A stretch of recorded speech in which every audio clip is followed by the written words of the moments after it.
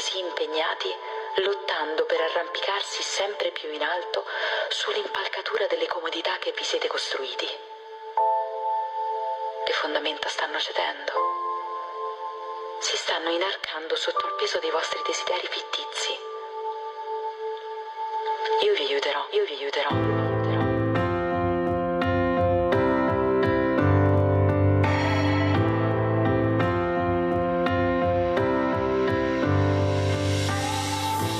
Siamo fermati a prendere fiato, ma non basta l'ossigeno, ha un cuore bruciato. Corriamo agli opposti da un mondo malato, schivando gli ordigni su un campo minato. Se pensiamo che la terra ci sia sempre lieve, lei ci dona e poi ci toglie come il sole con la neve. Insegna l'esistenza che cosa vale, aver paura ci fa bene, estingue il male. Mi sveglierò come fai te, un'altra goccia di una lacrima sul mio parquet. Ci proverò, le palpebre copriranno il sole agli occhi come nuvole. Passeranno le tempeste, dai usciamo di qua. Chiuso in casa ormai da giorni sai che finirà. In mezzo al mare c'è il silenzio di questa città. Di notte la mia mente sogna l'America. Sai che Venezia sembra ormai un inferno se non ci sei te. Ad aprile è ancora inverno, solamente dimmi come stai. Mi rispondi qui non passa mai più, fragili ma in fondo sempre noi, supereroi. Mi ascoltate adesso? Non stiamo bene. Non sono un nemico, sono la forza che riporterà l'equilibrio. Rimpiangiamo i peccati e siamo uguali. Chiediamo scusa a noi stessi, unendo le mani. Dentro questa routine ci siamo persi. Ogni giorno che passa siamo sempre gli stessi. Ma che cosa vuol dire essere umani? Vogliamo vivere a stenti per morire sani. Rispettiamo la vita, mangiando animali. Spostamenti veloci, eventi catastrofali. Coprirò il cielo e le nascondo con la pioggia le mie lacrime. E mai sarò come vuoi te, riscrivendo 1000 volte le mie pagine. La luna specchia il sole anche di notte, luce c'è. Nel buio non ti ho mai lasciato, ci sarà un perché. La mia natura si riprende ciò che tuo non è. Ti perdono solo adesso, così fragile. Sai che Venezia sembra ormai un inferno se non ci sei te. Ad aprile è ancora inverno, solamente dimmi come stai. Mi rispondi qui non passa mai più, fragili ma in fondo sempre noi, supereroi. Supereroi.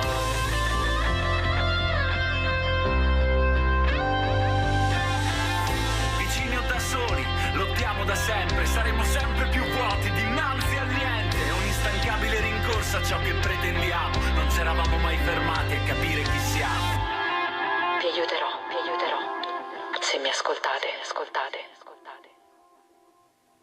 Se mi ascoltate, questa mattina dovete ascoltare molto bene perché abbiamo degli ospiti che hanno bisogno anche del vostro aiuto e ringrazio veramente Domenico Telesca di essere qui perché rappresenta il Banco Alimentare e soprattutto la giornata della colletta alimentare che sarà prossimamente, avete capito perché vi ho chiesto di ascoltare molto bene perché le cose non vanno bene per noi che facciamo la distribuzione di questi alimenti sempre più in difficoltà, sempre con meno prodotti e vorremmo capire, aumenta la burocrazia invece di aumentare i prodotti che dovremmo dar da mangiare. Questa burocrazia che veramente ci sta soffocando è una cosa incredibile. Ecco, chiederemo a chi di dovere, visto che siamo anche sotto elezioni, Domenico, perché così non possiamo andare avanti, è una cosa infernale nel vero senso della parola, o siamo volontari o diventiamo impiegati e facciamo qualcos'altro allora invece di fare i volontari. Saluto anche Paolo Di Gianantonio, giornalista,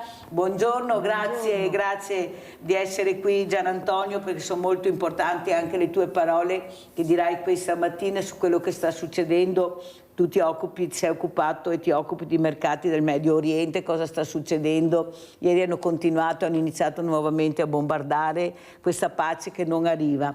Allora, Domenico Telesca, cosa vuoi dire rispetto a quello che ha detto Mirella nell'apertura della trasmissione? Allora, intanto Mirella ti ringrazio per averci dato la possibilità di parlare anche quest'anno della colletta. Sicuramente, come ogni anno ho anche ribadito, c'è sicuramente una difficoltà dettata da tante motivazioni, una burocrazia che da una parte, come dici tu, può rallentare quello che è l'iter per arrivare al fondamento dello scopo del Banco Alimentare, cioè quello di dare un aiuto alle persone in difficoltà. Ha una ragione per cui c'è questo rallentamento, è anche quello di dare qualità al cibo. Come prima mi dicevi, alle volte si fa fatica anche a trovare il cibo di qualità, non è una cosa da poco, perché le persone a cui diamo un aiuto sono persone che hanno bisogno delle stesse cose che abbiamo bisogno noi, quindi noi andiamo a scegliere delle cose di qualità, anche loro hanno bisogno di scegliere delle cose di qualità. Le difficoltà sono molteplici, sicuramente è necessario che si faccia più attenzione al terzo settore e soprattutto a realtà come il Banco Alimentare o come le varie associazioni che operano sul territorio, agevolandole il più possibile per quello che è il compito fondamentale, cioè aiutare chi è in difficoltà. Quindi sicuramente spero che nel tempo questa attenzione arrivi ai punti giusti perché possa essere risolto. Oggi come oggi sicuramente il ciclo economico che abbiamo vissuto, che stiamo vivendo, le difficoltà delle aziende che cercano sempre di più di fare attenzione a non sprecare il cibo, da una parte è un bene perché vuol dire che riescono in qualche modo a limitare lo spreco del cibo, però dall'altro magari le eccedenze agroalimentari che un tempo erano in grado di sopperire alle difficoltà per cui le grandi aziende davano del cibo a chi era in difficoltà, oggi come oggi fanno più fatica. Ecco perché la giornata della colletta alimentare a livello nazionale il 15 novembre quest'anno ed è la stessa, nello stesso weekend della giornata che sarà la domenica dedicata dal Papa alla giornata mondiale dei poveri, è fondamentale e chiediamo appunto a tutti un aiuto a riguardo, proprio perché abbiamo bisogno dell'aiuto di tutti, perché di supermercati ce ne sono tanti, potremmo anche stare davanti ad altri supermercati. Io chiedo molto semplicemente, come sono io un volontario, a tanti altri di poter partecipare e darci una mano, questo proprio perché possa arrivare il cibo poi alle associazioni che sul territorio danno un aiuto a chi è povero. Allora, è arrivata una mail che io ho detto appunto, perché io racconto tutto quello che capita a me, alla mia associazione, al mondo dell'associazionismo e del volontariato, che è arrivata appunto questa mail dicendo che i supermercati dove noi prendevamo ci davano queste cose in scadenza, non ce la daranno più dal 3 di novembre, perciò dalla prossima settimana, perché appunto è arrivata questa nuova normativa che dice che loro possono vendere questi prodotti fino all'ultimo secondo di scadenza. Allora capite bene che non mi tornano i conti, per questo ho invitato anche Domenico, nel senso che la povertà aumenta.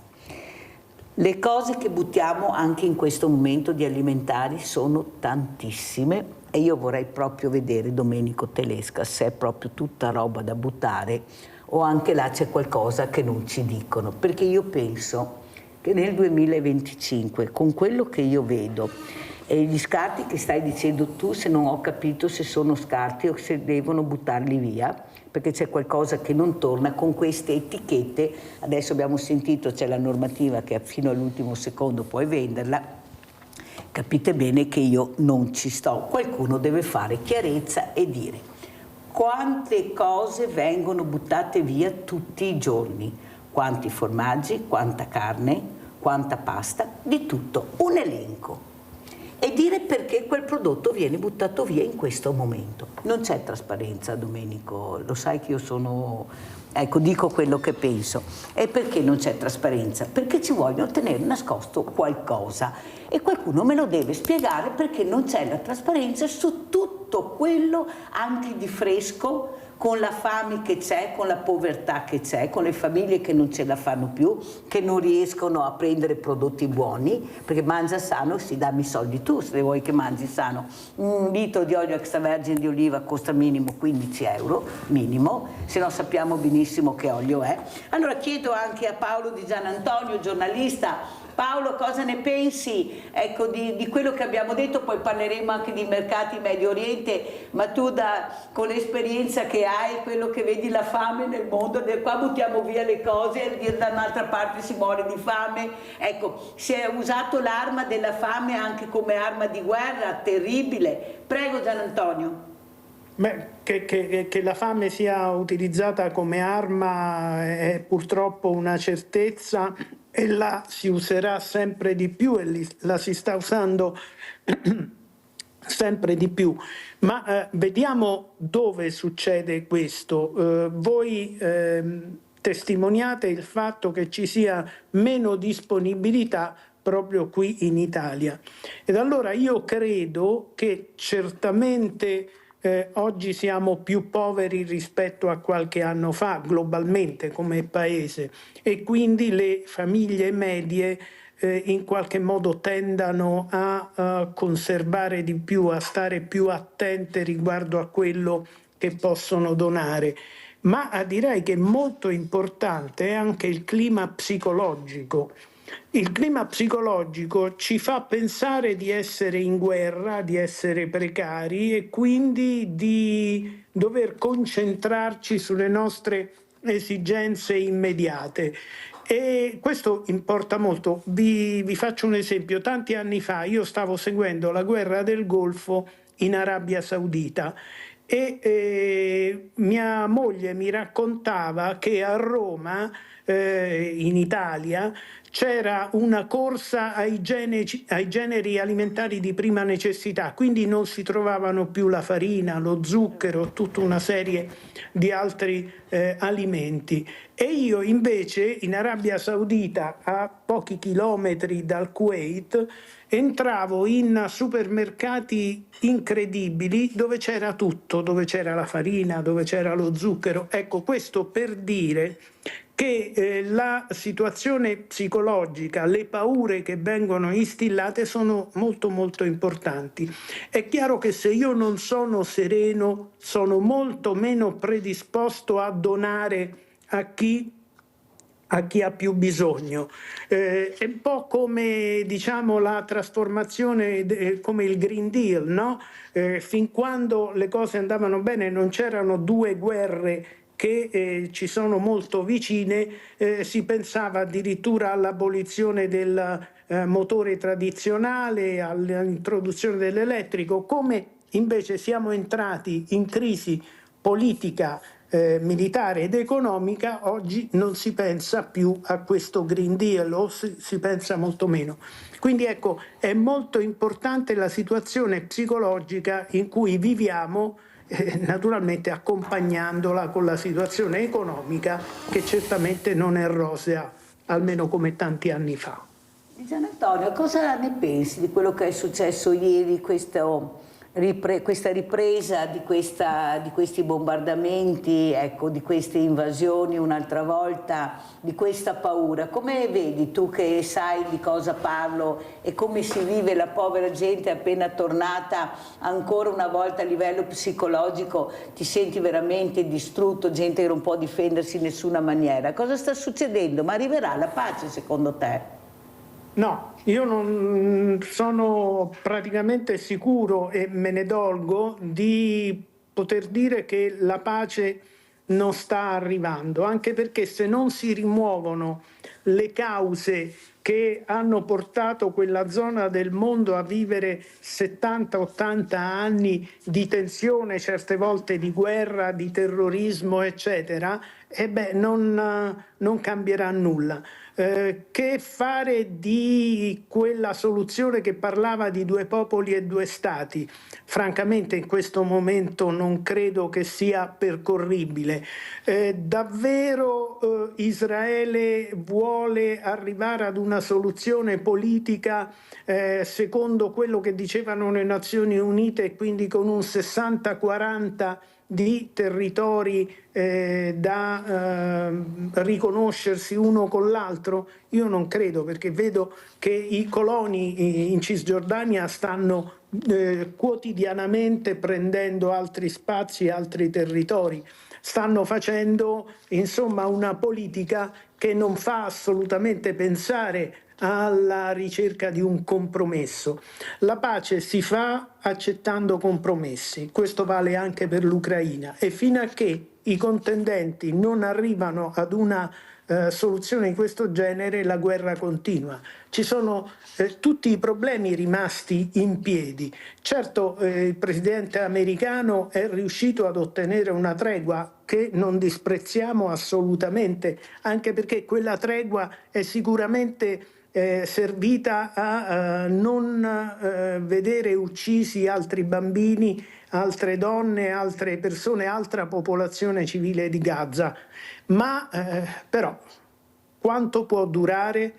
Io non credo che ci sia una soluzione pacifica, anche perché, lo ripeto, se non si rimuovono alla base gli ostacoli che permettano di fare un vero cammino di pace, non si arriva a nulla. Ti ringrazio veramente per la chiarezza con la quale hai spiegato questa situazione a noi molto complicata, perché non conosciamo, non sappiamo, eppure c'è una causa fondamentale, il primo anello della catena, che dovremmo rivedere e capire in tutti questi anni cosa è successo e chi ha fatto prevenzione per non arrivare a questo, purtroppo. Abbiamo Rinaldo da Venezia. Vai Rinaldo. Ciao Mirella e buongiorno ai tuoi ospiti. Dov'è discorsi interessantissimi. Innanzitutto, sulla coeta alimentare dovrei avere una preferenza per la coeta, perché la fa fine del bene e gliela da mangiare alla povera gente. Non capisco tutta sta cattiveria di mettere i bastoni in mezzo alle rode. E dopo il discorso della guerra, Mirella, è impuntato tutto sul denaro, sul volere, e portare via le terre agli altri. Gli americani cosa hanno fatto? Hai che vendere armi a tutti, hai che dare armi all'Israele. È il 70% che dà le armi dell'Israele, le dà gli americani. Le cose che non dicono in cerca. Ma poveretto, ma cosa? Gli americani hanno sempre fatto traie, che non c'è neanche americani, perché c'è un popolo che ha invaso l'America, come chi ha fatto l'idea di indiani d'America, non degli americani di adesso, gli invasori. E ha fatto, se non fosse stata la Russia tanti anni fa, gli ha fatto un merda del mondo intero. Ma bisogna mettere i piedi in terra, dico tanti anni, Mirella, va bene, so cosa che vuol dire la miseria, la fame, la miseria, va bene. Adesso abbiamo tutto, potremmo vivere in pace, tranquilli, aiutarci uno con l'altro. E la cattiveria di voler sempre di più, ma gli altri, con quello che fa sempre, ma come non avete una preferenza anche allo Stato? Dovrebbe mettere in grado di andare tutta questa roba, distribuirla come che fa sempre, va bene, perché i volontari che lo fa partiti buoni, e tutto dovrebbe funzionare, dovrebbe mettere così a rosa quando che dice. Grazie Rinaldo, fammi andare avanti, se no non ce la faccio, sei stato molto chiaro, grazie. Vedevo anche che Gian Antonio ti scuoteva la testa, ma in senso positivo rispetto a quello che dicevi, nel senso che diceva Rinaldo ha ragione. Ecco, prego Gian Antonio, cosa volevi aggiungere? Beh, diciamo che c'è un settore che sicuramente in questo momento nel mondo intero non è in crisi, ed ha ragione il signore che parlava prima, ed è quello della produzione e della vendita di armi. E quindi si fanno guadagni incredibili in questo momento, e devo dire che anche il nostro paese li sta facendo, perché da quel punto di vista abbiamo delle industrie che producono e esportano Siamo una delle Israele, più grosse anche esportano industrie in Ucraina, che producono esportano armi in tante parti del mondo. ma si sente poco questa cosa, si sente veramente poco, non so il perché, ma che siamo uno dei paesi che producono più armi al mondo, si sente veramente poco. Facciamo sempre la figura degli ultimi della classe, ma in fatto di armi forse siamo tra i primi della classe. Allora, Guarda, Domenico Tedesco, tu invece vedo che vuoi darci dei numeri diversi, che numeri vuoi darci? Forse. Prego, poi passiamo ancora. E Sì. devo correre perché il tempo è tiranno. Allora, io dico che racconto quello che è successo l'anno scorso con la colletta alimentare. Noi nel Veneto siamo riusciti su una media nazionale di 7.900 tonnellate di cibo raccolto nella giornata della colletta dell'anno scorso. Ripeti per cortesia. 7.900 tonnellate. Nel Veneto abbiamo raccolto il 10% di quello che è stato raccolto a livello nazionale, 7.784 tonnellate. Ottimo. Ed è veramente un bellissimo risultato. Io devo dire che a me ha colpito la generosità, e lo dico ogni anno perché è la cosa che più a me colpisce, è che la generosità delle persone la si vede dove uno ha vissuto la fatica. Cioè le persone che più si sono rese conto, perché l'hanno vissuto sulla propria pelle, vengono fuori, una piccola cosa, ma è interessante il racconto che fanno. Cioè loro dicono: io adesso questo poco posso dare, però sono sicuro che è giusto, perché quando ho avuto io difficoltà c'è stato chi mi ha dato un aiuto, per cui rimane impresso dentro questo desiderio di voler ricambiare, di voler restituire quel bene. Quindi questo mi fa ben pensare, perché vuol dire che la gente, quando si accorge che c'è un bene, si rimbocca le maniche, e questo lo vediamo tutti i giorni. Il banco fa un lavoro tutto l'anno, la colletta è una piccolissima parte. Noi come volontari viviamo questo mese un po' nel tentativo di dare un aiuto al banco alimentare, e vengono persone di ogni associazione, di realtà particolari. Io devo dire un grazie soprattutto agli alpini, che ci danno un grandissimo aiuto. E quello è scontato, se non ci fossero non solo dovremmo loro, ma ci sono gli inventarli. Ma le scout. scuole quest'anno come siamo Allora, messi? con Di le solito scuole- dicevano mancano i ragazzi, mancano le scuole. Con le scuole stiamo facendo un lavoro che nel tempo, con pazienza, ogni anno cerchiamo di incrementare. Ci sono dei progetti che durante l'anno permettono di poter entrare a contatto con i ragazzi, un progetto che parte dalla logica di far capire ai ragazzi cosa significa lo spreco alimentare, per arrivare poi al racconto di cos'è il banco e cos'è la colletta, ed è un lavoro che riusciamo a fare grazie all'aiuto di insegnanti che ci danno uno spazio. Chiaramente noi cerchiamo di contattare le persone che possano essere un po' più sensibili, e con alcuni abbiamo cominciato un percorso veramente interessante. Il Banco Alimentare fa anche durante l'anno una serie di progetti per cui anche gli insegnanti interessati, che magari vogliono capire meglio come funziona quest'idea di racconto alle classi, andando sul sito del Banco Alimentare ci sono alcuni posti dove si può andare a cercare, dove si può costruire un progetto di questo tipo. E allora io vi faccio vedere colletta alimentare carcere, andiamo a sentire e a vedere. Si terrà il prossimo sabato 15 novembre. Iniziative benefiche di solidarietà di questo genere sono estremamente importanti in un contesto peculiare come quello penitenziario. È sicuramente un'occasione per dimostrare la grande sensibilità che si ha verso la condivisione, verso la vicinanza nei confronti delle persone che vivono momenti di particolare disagio, ed è anche un'occasione per far conoscere la comunità penitenziaria nel mondo esterno, una realtà che è sempre poco conosciuta, rispetto alla quale non ci sono informazioni, è un contesto comunque piuttosto chiuso. La raccolta di beni alimentari viene fatta da oltre 15 anni. L'anno scorso sono stati raccolti oltre 1200 kg di beni alimentari, che quindi è stato un grande contributo dato verso le persone bisognose che vivono momenti di difficoltà. La raccolta avviene in questo modo: vengono consegnati dei moduli che vengono compilati, i beni vengono comunque consegnati in punti di raccolta che vengono messi a disposizione dalla direzione della Casa di Reclusione Milano Opera, e poi queste attività vengono svolte ovviamente con la supervisione della Polizia Penitenziaria, che fa sì che tutte queste attività vengano svolte nel modo migliore in condizioni di sicurezza. Dopodiché c'è il momento della raccolta in questi punti di raccolta, che sono aree messe a disposizione dalla direzione e poi consegnati agli interessati.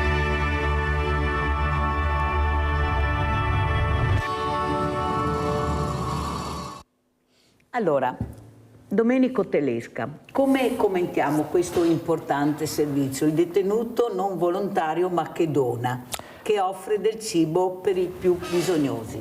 È quello che dicevo prima, cioè in contesti dove le persone hanno più bisogno, perché un carcere è una situazione sicuramente particolare, l'idea è quella di chiedere a chi è dentro il carcere di dare un aiuto a chi è fuori, che è povero, perché chi è dentro il carcere ovviamente ha una situazione molto particolare, c'è un mondo fuori e un mondo dentro il carcere.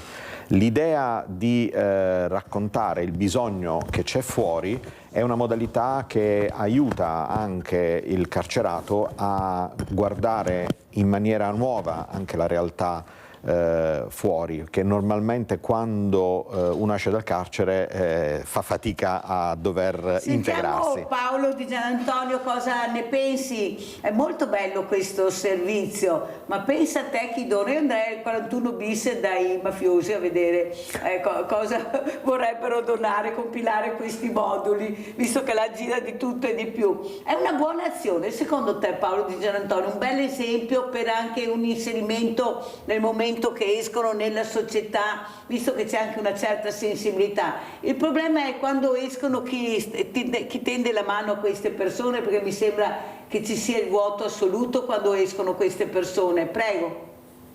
Beh, allora diciamo, siamo reali.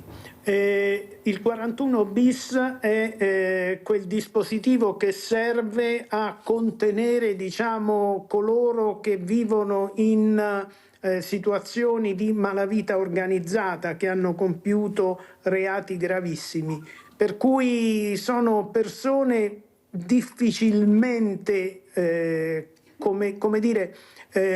convincibili a cambiare rotta e cambiare vita, ma questo non significa che non si debba fare. E poi qual è la vera natura del carcere? Quella di far sì scontare la pena, ma soprattutto dare una prospettiva di vita, una seconda chance a chi ha commesso qualche reato. E allora qui ci siamo, perché se il carcere riesce a cambiare anche solo un detenuto del 41 bis ha compiuto una grande azione. E poi ecco, forse chi conosce il dolore, e quelli che stanno in carcere conoscono tutti il dolore per averlo causato e per averlo subito, forse sono più sensibili a aiutare chi ha bisogno di una mano. Un'altra cosa che volevo chiederti, Paolo, è come vedi la situazione anche da parte dell'Italia, come si sta muovendo secondo te Giorgia Meloni molto criticata, ma ha sempre il 31% dai sondaggi che sentiamo. Come si sta muovendo secondo te, visto che parliamo di geopolitica, la Presidente Giorgia Meloni? Dal punto di vista della politica estera, sì, intendi? Diciamo che la posizione di Giorgia Meloni in politica estera è molto netta, quindi segue le direttive che vengono dalla Presidenza degli Stati Uniti, quindi da Donald Trump, e in qualche modo si mette in scia. Abbiamo visto per esempio ieri però, quando c'è stato Orban, il premier ungherese, che è venuto in visita in Italia, che ha detto una serie di cose abbastanza scomode, per esempio che l'Europa unita non esiste, che bisogna lasciar perdere, eccetera. Questo chiaramente ha messo Giorgia Meloni in difficoltà, perché lei sul problema di come comportarsi nel conflitto tra Ucraina e Russia era di sostegno all'Ucraina, mentre invece Orban, che è pure un suo amico, un suo alleato, ha detto che questo non doveva accadere. Quindi la posizione in politica estera è abbastanza defilata, anche per quanto riguarda l'Ucraina. L'Italia si è spesa soprattutto per portare negli ospedali italiani qualche decina di bambini palestinesi, ma non abbiamo avuto come dire, dei momenti in cui siamo stati realmente protagonisti in politica estera. Ma d'altronde gli italiani la politica estera la seguono poco, sono molto più interessati ai temi che riguardano il paese. Quindi da quel punto di vista Giorgia Meloni è brillantissima, perché sa fare benissimo polemica con i suoi avversari politici. Io credo che questo sia soprattutto il motivo del crescente sostegno che lei ottiene dall'opinione pubblica. Ma diciamo l'opinione pubblica italiana è molto distratta e la politica estera la segue molto molto poco. Abbiamo Luciano da Desenzano. Ciao Luciano. Mirella, ciao, ti disturbo un minuto, ma continuano a parlare delle armi a Israele. E chi dava le armi a Hamas? Chi dava i soldi che tutti i giorni, ancora prima del 7 ottobre 23, Hamas mandava missili in Israele, tra parentesi, con tutti i miliardi che prendeva Hamas? Ha fatto, invece di comprare cibo per il popolo, comprava le armi. E purtroppo l'altra cosa, nessuno lo dice mai. Certo che i poveri sono raddoppiati. La mela, un chilo di mele costava 1.000 lire, se faceva €1, 1.000 lire, cambiava niente. Uno che prendeva 2 milioni di lire pagava 500 euro di affitto, adesso prende 1.000 euro e paga 500 di affitto. Certo che ci sono i poveri.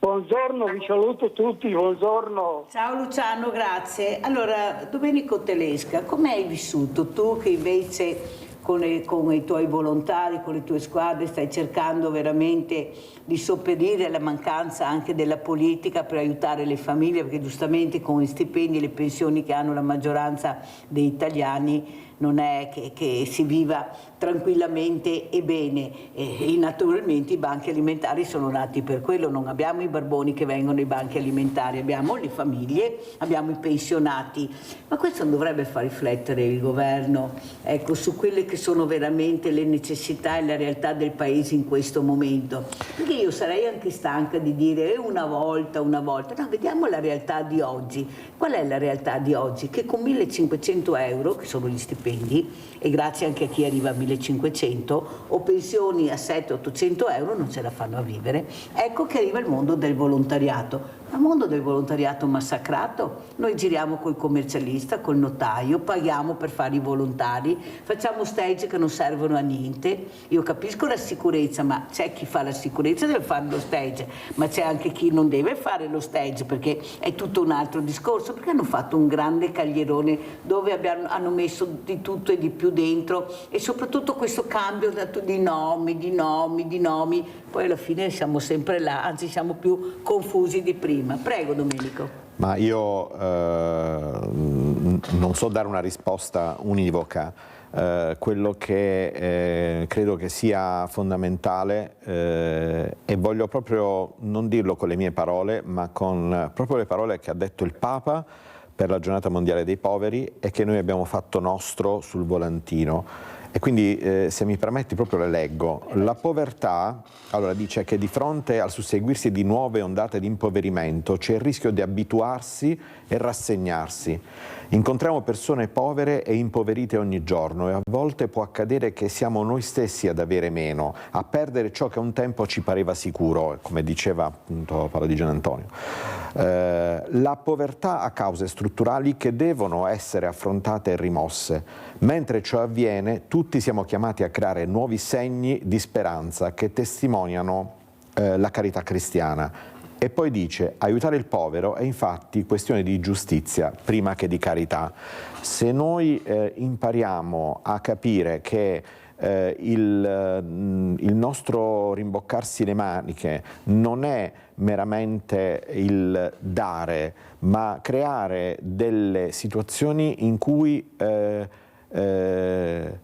diamo la mano a chi è in difficoltà e la riportiamo sulla strada giusta, questo credo che sia la cosa più importante. E mi permetto di dire che l'esperienza ci fa capire che c'è proprio bisogno di questa rete di solidarietà, di queste associazioni, e quindi mi auguro che in qualche modo le normative, che sono anche estremamente complesse, possano nel tempo guardare con maggiore lucidità queste realtà e aiutarle a venire fuori, perché sono fondamentali e ce ne rendiamo conto, perché vediamo come la gente ci ringrazia rispetto all'aiuto che gli diamo. Quindi credo che se facciamo nostre queste parole capiremo meglio che cosa ognuno di noi ha il compito di dover promuovere e perché muoversi personalmente.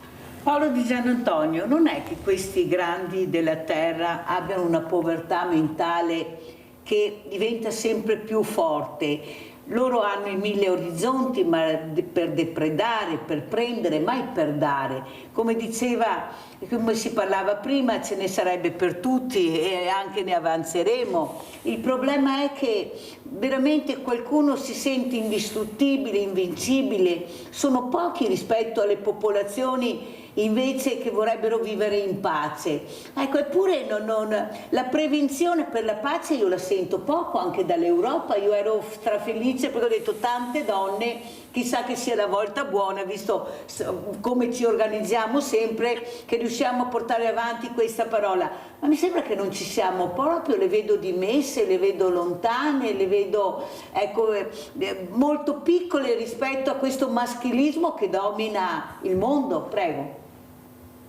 Beh, io non so come la consideri tu, ma vedere quello che fa e dice Ursula von der Leyen, mi sembra che non ci sia nessuna differenza con gli uomini, no? E quindi c'è questa cultura oramai del confronto che si deve istituzionalizzare, soprattutto con il possesso e l'uso di armi. Diventa una realtà sempre più quotidiana. Che fare? Io non credo che i grandi della terra del passato siano migliori di quelli di oggi. I grandi della terra lavorano sempre per se stessi soprattutto, e poi per la loro gente e il loro popolo. Il problema è che se quello che serve al loro popolo fa danno al nostro, lì si genera una situazione di conflitto che poi tu la vedi fotografata benissimo con la malinconia con la quale l'ONU sta vivendo questi ultimi anni, perché qual era il progetto più ambizioso dell'umanità? È quello con la più alta assicella morale, era proprio quello delle Nazioni Unite, che avrebbero dovuto trovare i punti fermi per far crescere l'umanità sulla base del sostegno, dell'aiuto e del confronto. Oggi invece le Nazioni Unite sono sempre più deboli e quindi ecco qui che vincono di nuovo le logiche di parte, le logiche di popolo e le logiche di schieramento. Pubblicità.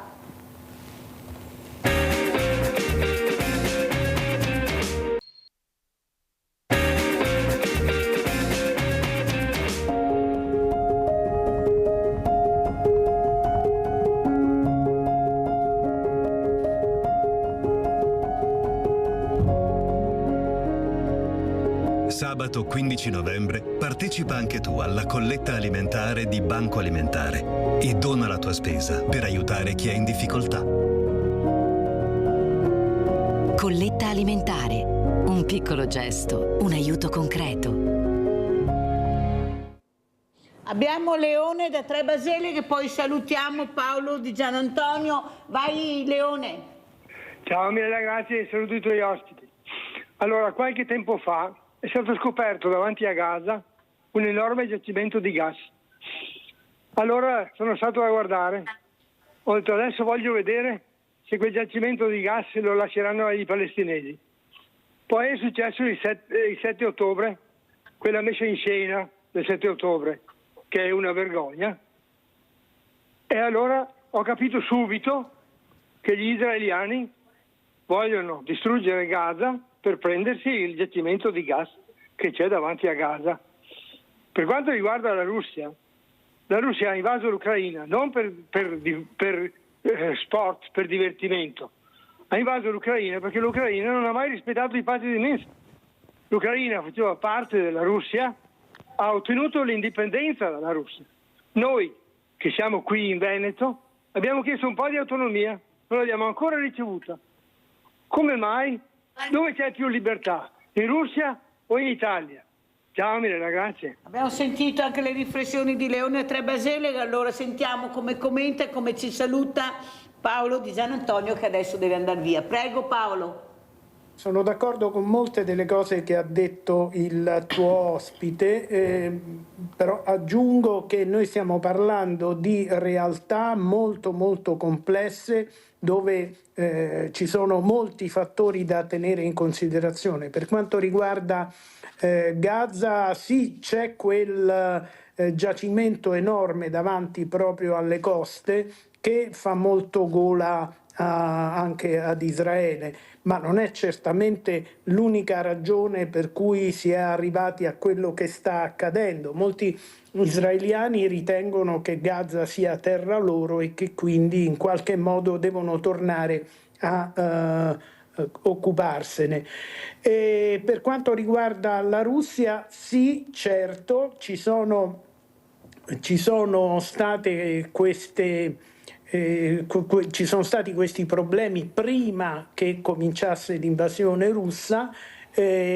Dico solo che però ecco, i russi hanno la responsabilità di avere condotto per anni una guerra che ha martoriato soprattutto la popolazione civile, e questo non è accettabile, salvo poi le ragioni politiche giuste che diceva il signore. Per quanto riguarda il Veneto, senta, sinceramente io sono di origine abruzzese ma sono nato nel Lazio.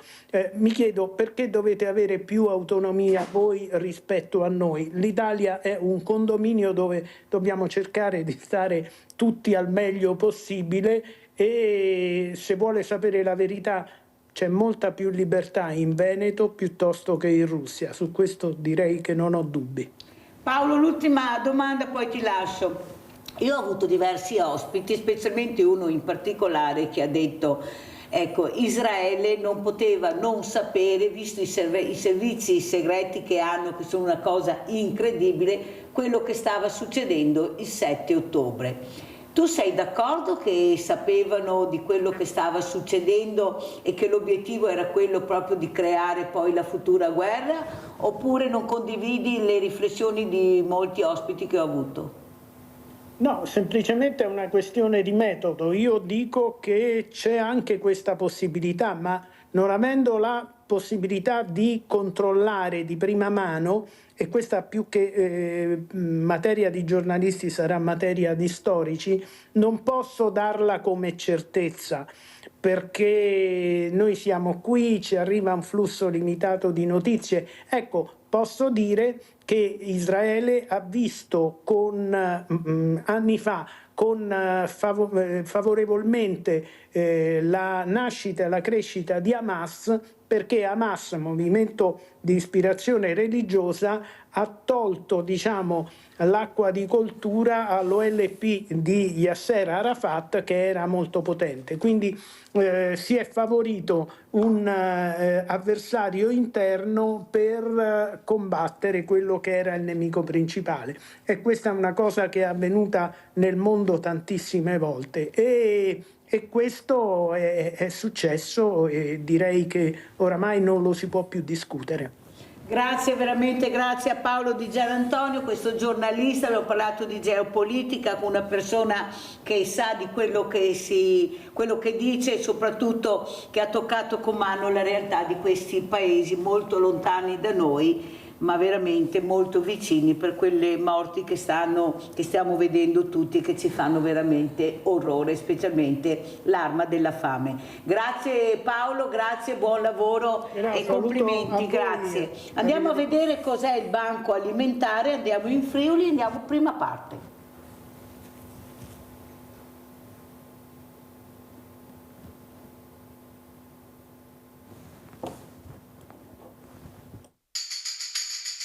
Ciao Alice, buon lavoro! Buongiorno!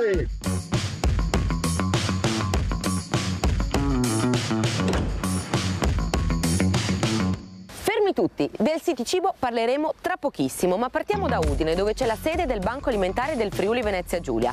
Sicuramente avrete già sentito parlarne, ma sapete veramente che cos'è? Come funziona? Cosa c'è dietro? Ecco, siamo qui per spiegarvelo.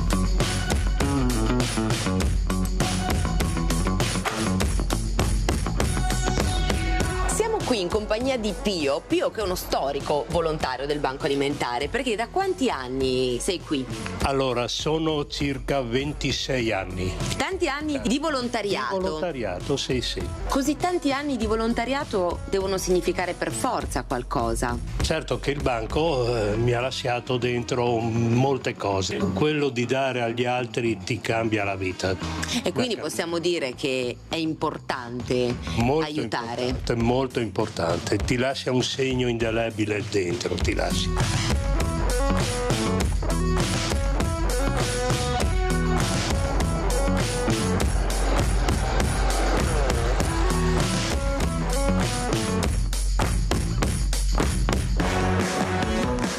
Luciano, e lei è da tanto che dà una mano? Ho fatto 20 anni il mese di aprile. E quindi anche lei possiamo definirla uno storico volontario del Banco Alimentare. Sì. Mi dice con una parola che cosa rappresenta per lei il Banco Alimentare? Fare volontariato per gente che veramente ha bisogno. Un altro tassello importante del Banco Alimentare è sicuramente la struttura caritativa, e qui siamo in compagnia di una delle strutture caritative, o meglio, due membri di una struttura caritativa qui del territorio, corretto? Esatto, e siamo due volontari della Caritas parrocchiale di Pasian di Prato, intitolata Don Luigi Monza. È molto importante il rapporto che c'è fra il Banco Alimentare e le strutture caritative. Diciamo che uno ha bisogno dell'altro in un certo senso. Per noi noi è indispensabile, direi, non importante, indispensabile, perché senza non potremo aiutare le famiglie. Quante famiglie sul territorio aiutate? Sono 40, 44, 43, 44 famiglie che settimanalmente, mensilmente vengono a prendere il pacco che ha all'interno i prodotti del banco alimentare. Il numero di famiglie ci fa capire quanta gente venga aiutata, perché ogni nucleo familiare poi all'interno ha almeno 3 persone, no? che andate da supportare. Certamente 3-4 persone, sì, perché ci sono tanti bambini, è un bel lavoro. C'è un aiuto che si può davvero toccare con mano, è vero? Sì. E poi si instaura un bellissimo rapporto tra loro e noi volontari. Qual è il clima che si vive qui al Banco Alimentare? È bellissimo perché si scambia un po' le opinioni eccetera, si resta sempre in contatto con la gente e quindi qua poi girano gente di Treviso, di Trieste, allora si scambiano battute e si passa la mattinata. Quindi è un bel modo anche per stare in compagnia facendo del bene.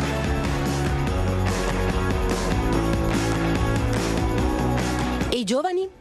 Ho visto nell'ultima colletta che abbiamo fatto il 18 scorso, novembre, ci sono stati tantissimi giovani.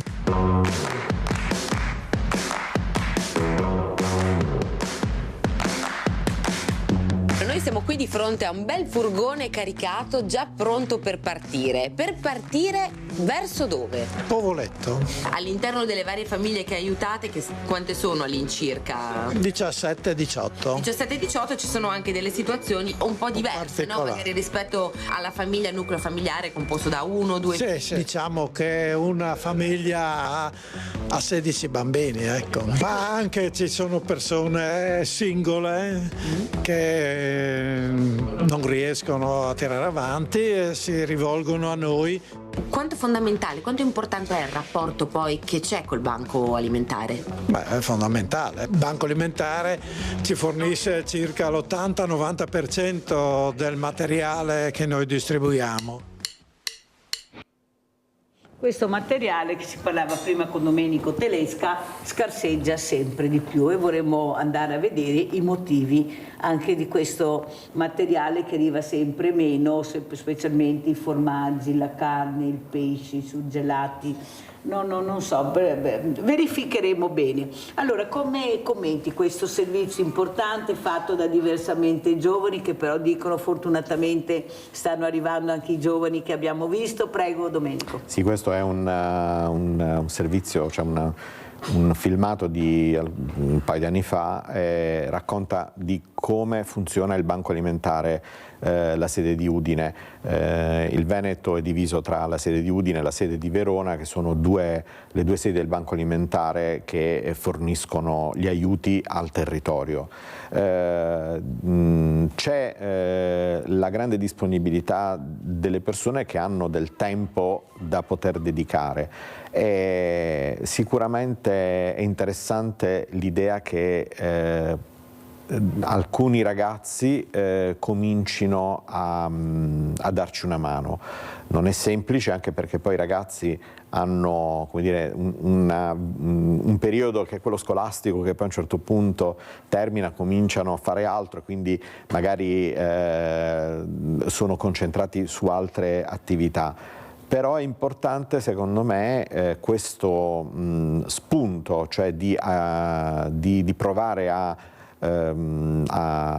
provocarli, perché questa cosa qui poi nel tempo rimane, e soprattutto è interessante perché, faccio per dire, questo è un esempio. Io porto sempre questo disegno, l'avevano fatto qualche anno fa durante la giornata della colletta. È un bambino che si è messo a disegnare e ha scritto: questo dono è il bene, con il cuore. Ecco, diciamo che questo è il segno evidente di quel seme positivo che si riesce a inserire e a far crescere nel tempo.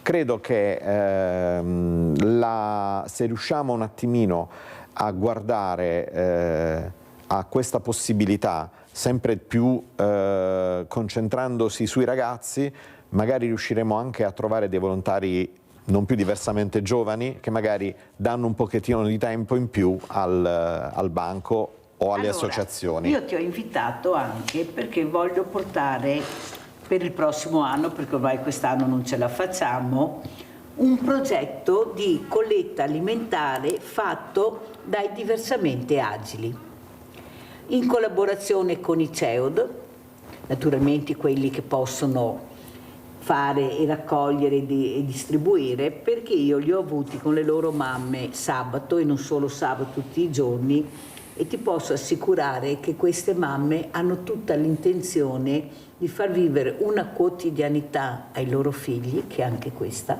della raccolta alimentare. Perciò dobbiamo unire le forze per far sì che questi volontari, che basta solo che giriamo l'angolo e li abbiamo, sono persone anche con diplomi, che non riescono a essere neppure inserite nel mondo del lavoro, anche se la Costituzione e la legge 104 è molto chiara. Perciò io ti proporrò questo progetto di inclusività per la colletta alimentare, dove loro possono arrivare con i loro pulmini, quelli che riescono naturalmente, e ce ne sono tantissimi che possono fare, visto che lavorano anche per le aziende, magari cercare di fargli capire che sono utili e che veramente il loro lavoro sarebbe prezioso per la colletta alimentare, non sarebbe male. Cosa dici, Domenico? Io sono felicissimo di questa tua proposta e credo che sia proprio il modo migliore per far capire che nessuno deve sentirsi escluso in questa proposta. Veramente io mi accorgo che è possibile darsi una mano e c'è ed è interessante quello che accade, cioè si incontrano persone, cominciano a rimboccarsi le maniche, cominciano a lavorare insieme e non c'è nulla che possa far dire che non si può dare una mano, veramente nulla. E per cui sono proprio contento di una ipotesi di questo genere, anche perché credo che l'idea che ognuno deve avere è che non solo si dà una mano, ma c'è un qualcosa che viene restituito. Io continuo a insistere su questa cosa qui perché quello che vedo è che quello che è più importante è proprio la gioia del dono, cioè la capacità di una persona di capire che quello che si ottiene è molto di più di quello che si dà. Anche perché da queste persone io ho capito l'importanza per loro di stare assieme a persone nuove, di incontrare altre persone, altre realtà. Loro vogliono questo, stare in compagnia. E dove meglio della colletta alimentare si può stare in compagnia? Certo. Allora Domenico prepareremo questo progetto con l'ULSS, appunto con i CEOD, per vedere il prossimo anno di avere una colletta alimentare inclusiva, dove la borsa verrà data da Valentino, che avevo ospite, che ha detto alla sua mamma: ti voglio tanto bene, sei la mamma più brava del mondo, e non ti dico la commozione, perché questa mamma gli fa vivere la quotidianità, dallo sport a quello che può fare. Lui è grato a questa mamma, però lui ha voglia di andare oltre. O Davide, che Davide ha il diploma di cameriere ma non trovava un posto di lavoro, eppure ha il diploma, e anche lui vuole stare in mezzo alle persone. Cerchiamo un po', visto che mancano i volontari, sono sempre diversamente giovani, di inserire questi giovani invece che hanno piacere. Come ci saluti, Domenico? Cosa vuoi dire?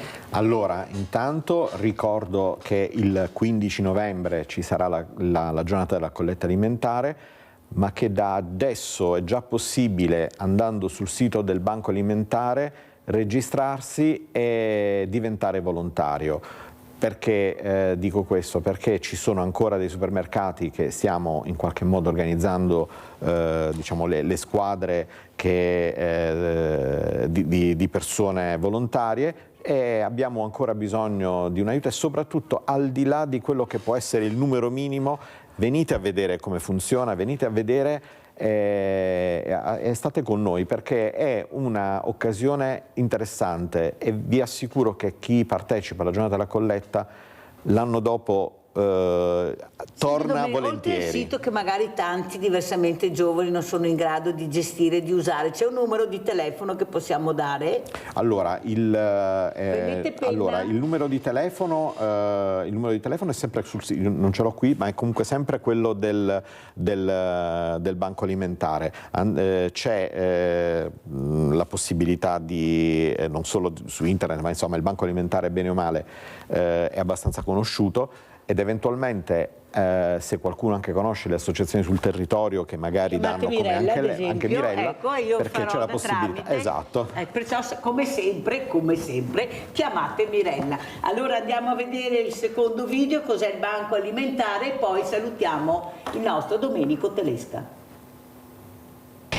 Allora Presidente, vogliamo raccontare che cos'è il Banco Alimentare del Friuli Venezia Giulia? Il Banco Alimentare è essenzialmente un'organizzazione ONLUS, quindi gestita e portata avanti essenzialmente da volontari, il cui scopo è quello di recuperare quelle che sono le eccedenze alimentari. Questo vuol dire per esempio che noi riceviamo alimenti ovviamente dalla filiera agroalimentare, sia essa nei punti vendita dei supermercati piuttosto che nelle industrie locali e nazionali. Questa parte è circa del 47% degli alimenti raccolti, l'altro 40% proviene essenzialmente dagli aiuti della Comunità Europea e poi abbiamo un 13% circa dalle varie collette, non solo quella che si svolge nella giornata nazionale della colletta, ma anche altre collette che vengono fatte nelle scuole piuttosto che nelle aziende, eccetera.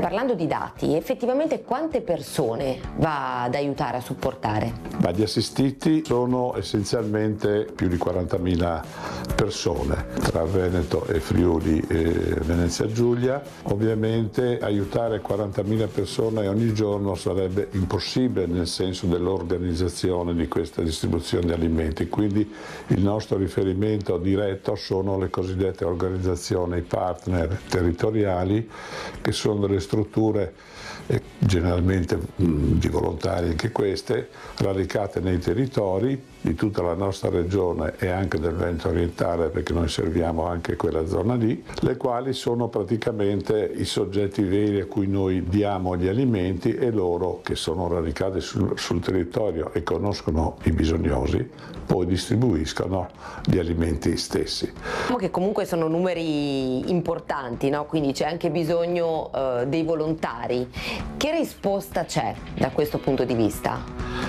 I volontari che si avvicinano alla nostra attività sono sempre delle persone, come dire, splendide nel senso che quando vengono non ci mollano più, fra virgolette, quindi sempre appassionati e molto operosi, e senza i quali l'attività del banco non potrebbe andare avanti. Ci sono anche giovani che si impegnano da questo punto di vista? I giovani essenzialmente noi li coinvolgiamo alla grande nella giornata nazionale della colletta alimentare, quindi questo gesto che ogni anno proponiamo ai cittadini che frequentano i supermercati di donare quello che desiderano di alimenti per chi ha bisogno. Pensiamo che in tutta la regione e nel Veneto orientale sono circa 10.000 i volontari che ci danno una mano, rispetto ai nostri circa 200 volontari operativi ogni giorno ci sono altre 10.000 persone che si mettono in moto. Fare bene fa stare bene. Esattamente. E staremo sempre meglio se voi donerete molto di più, sarete anche in tanti, sono convinta. Quest'anno avete sentito il Veneto, il 10% delle tonnellate che hanno raccolto, perciò fa molto piacere questo. D'altra parte abbiamo anche il più alto numero di associazioni di volontariato e da là non ci piove. So che hai trovato un numero, Domenico, e poi come ci saluti? Sì, allora il numero di telefono è quello del Banco Alimentare del Friuli, se volete magari potete anche contattarlo, 0432 69 10 16, 0432 69 10 16.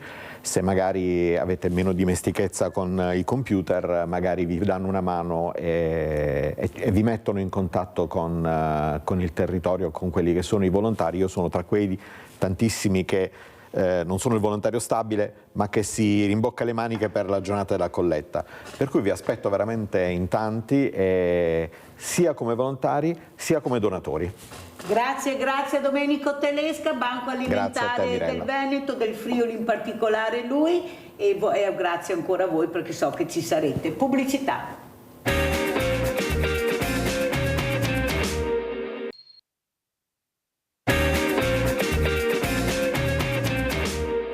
Piacere per Mirella trovare un amico caro, anzi ritrovare, tanto che non ci vediamo, è Enrico Colussi, fotografo a Treviso, penso lo conoscono tutti anche perché lavora in un quotidiano molto importante, ma soprattutto perché riesce a capire dove vuole arrivare la Mirella quando parla di fragilità a 360 gradi, però ci sono delle fragilità dove anche questo fotografo Enrico Colussi è riuscito a riprendere quel famoso attimo che tu riesci a capire molto. Saluto anche, vediamo se è già collegato, Filippo Felici, speleologo. Buongiorno, ciao, buongiorno, ben arrivato. Ciao Filippo, grazie di essere qui anche a te, vedremo anche delle immagini molto belle, però partirei proprio con le foto di Enrico Colussi. Allora Enrico, cos'è la fragilità e soprattutto lo sguardo, cogliere l'attimo, di fare 1000 foto per riuscire a vedere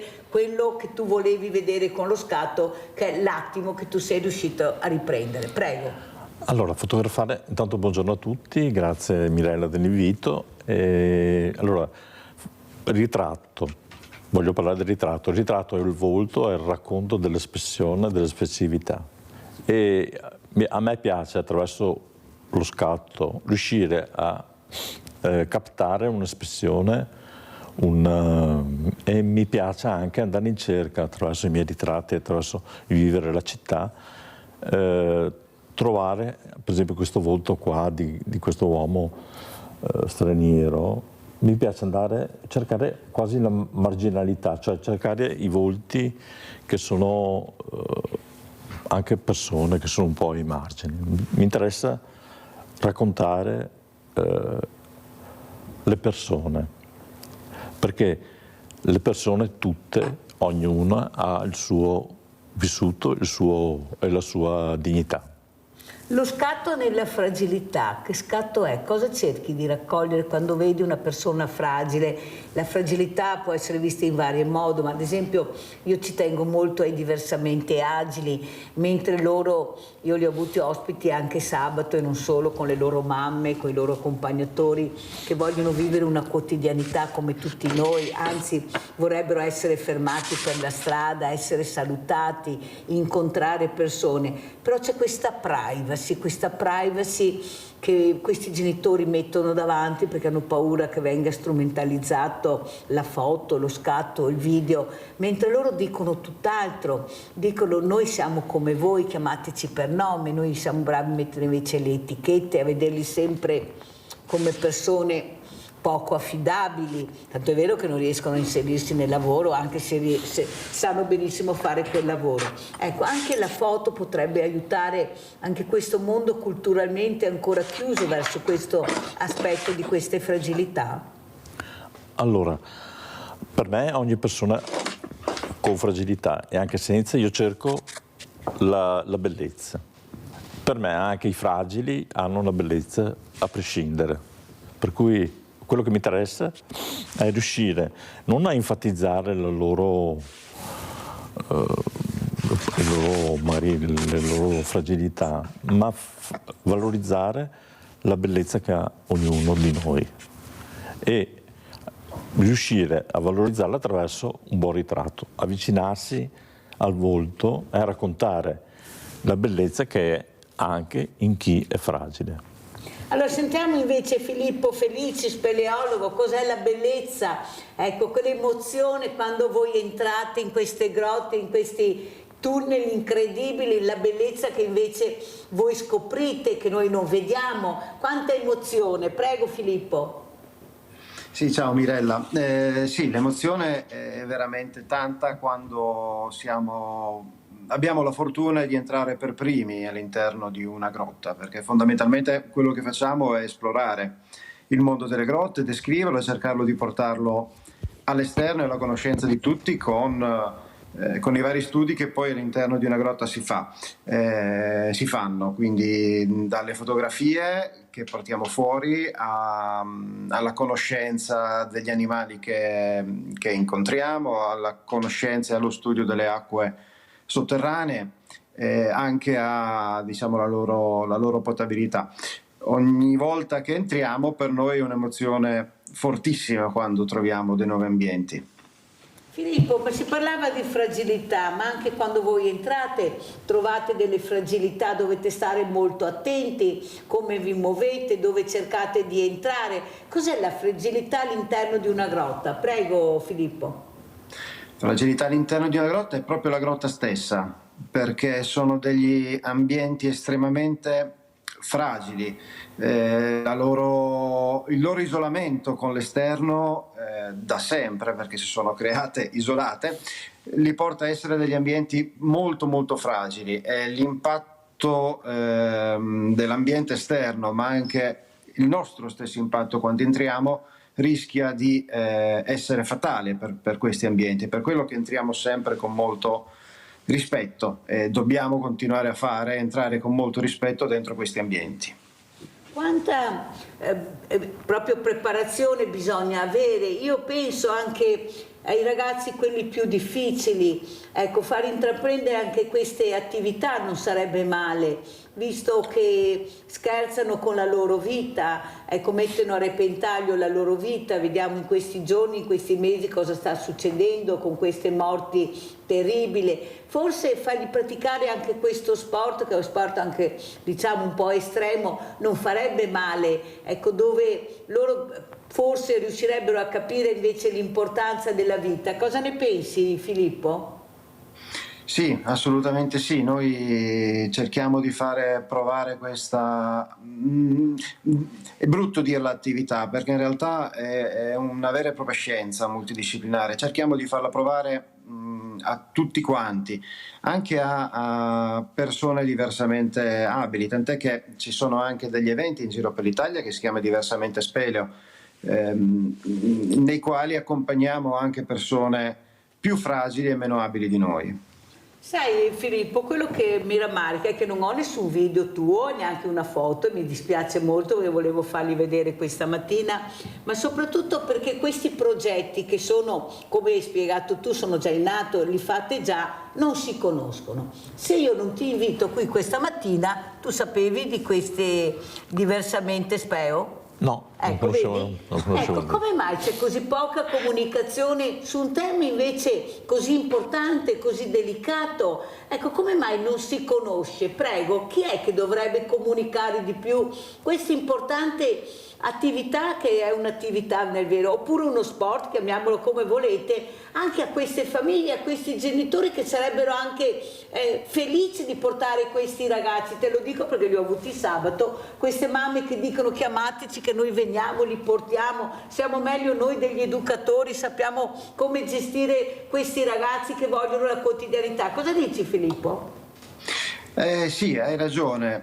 Ci sono due diverse associazioni nazionali degli speleologi, le principali, che fanno divulgazione e che cercano di prendere contatti con le diverse realtà, ma c'è tutta una rete di gruppi speleologici all'interno delle nostre città. Sono circa 1000 gruppi speleologici in Italia, e questi provano a fare un po' di pubblicità per quello che possono, ovviamente, perché sono associazioni di volontariato, un po' di pubblicità con dei corsi nel loro territorio.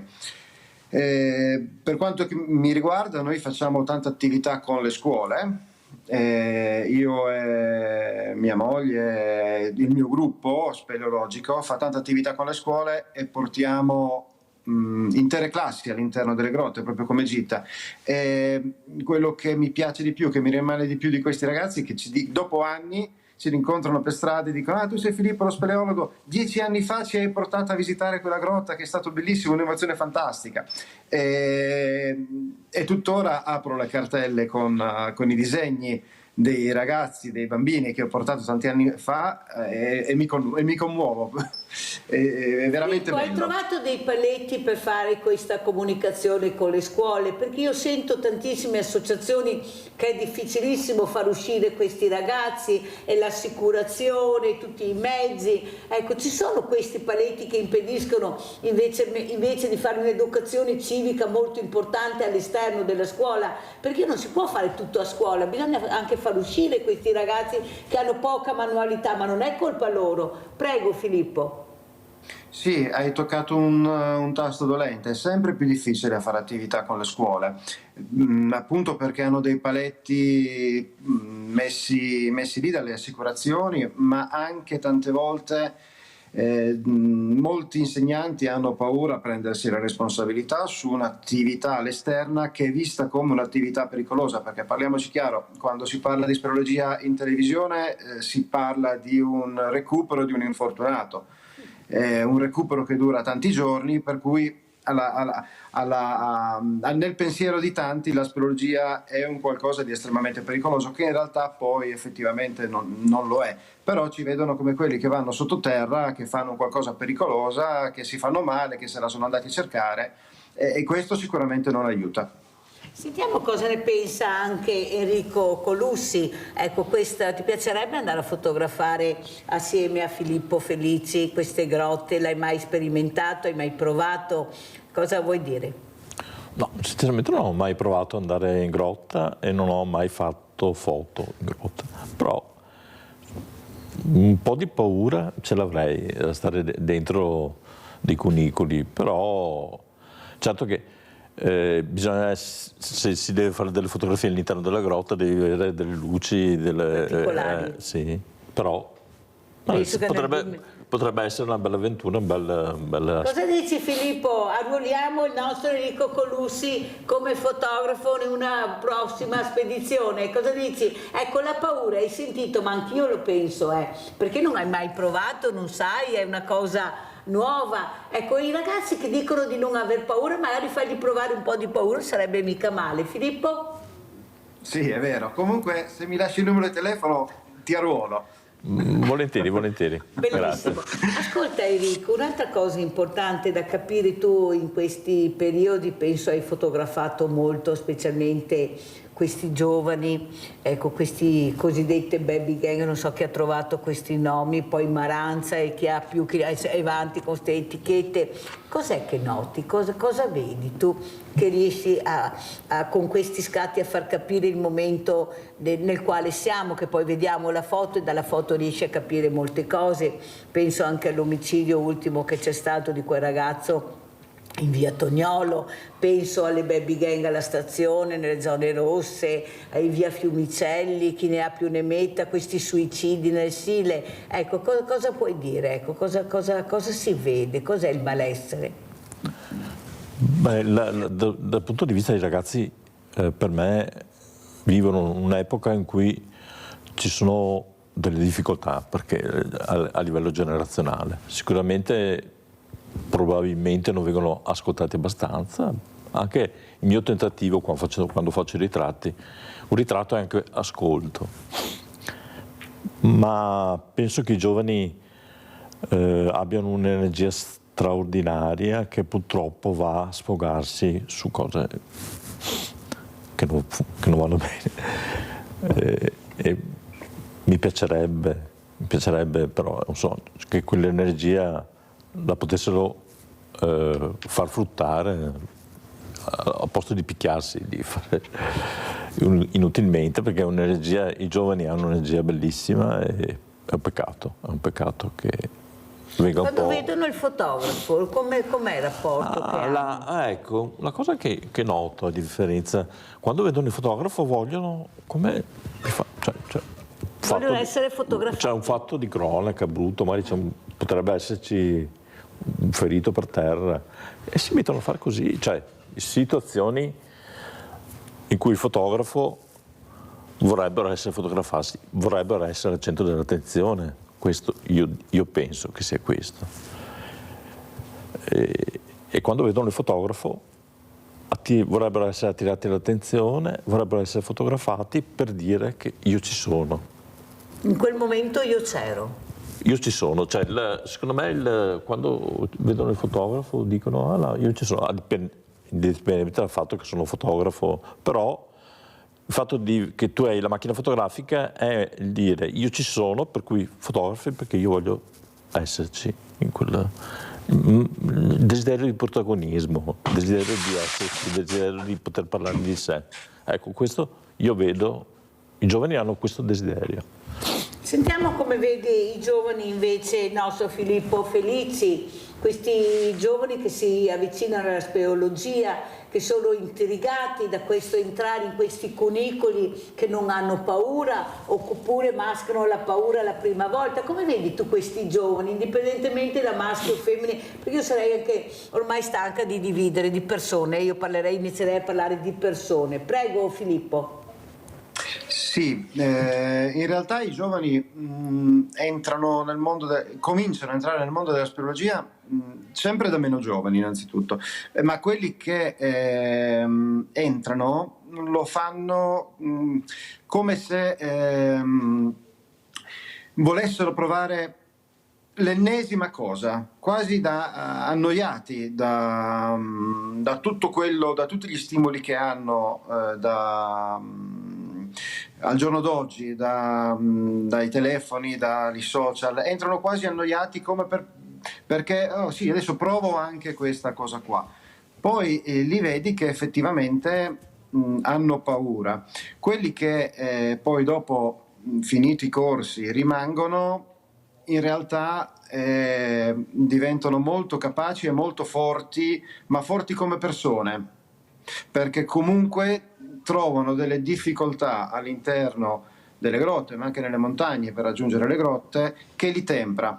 E la speleologia è anche molto, secondo me, formativa, perché è una disciplina di squadra che fai in un gruppo dove ognuno aiuta quell'altro, perché all'interno di una grotta ci sono tante situazioni che ti mettono in difficoltà e se non c'è l'aiuto di uno con l'altro alla fine vengono sopraffatti. Quindi secondo me è molto formativa anche per questo, perché si trova uno spirito di squadra molto forte.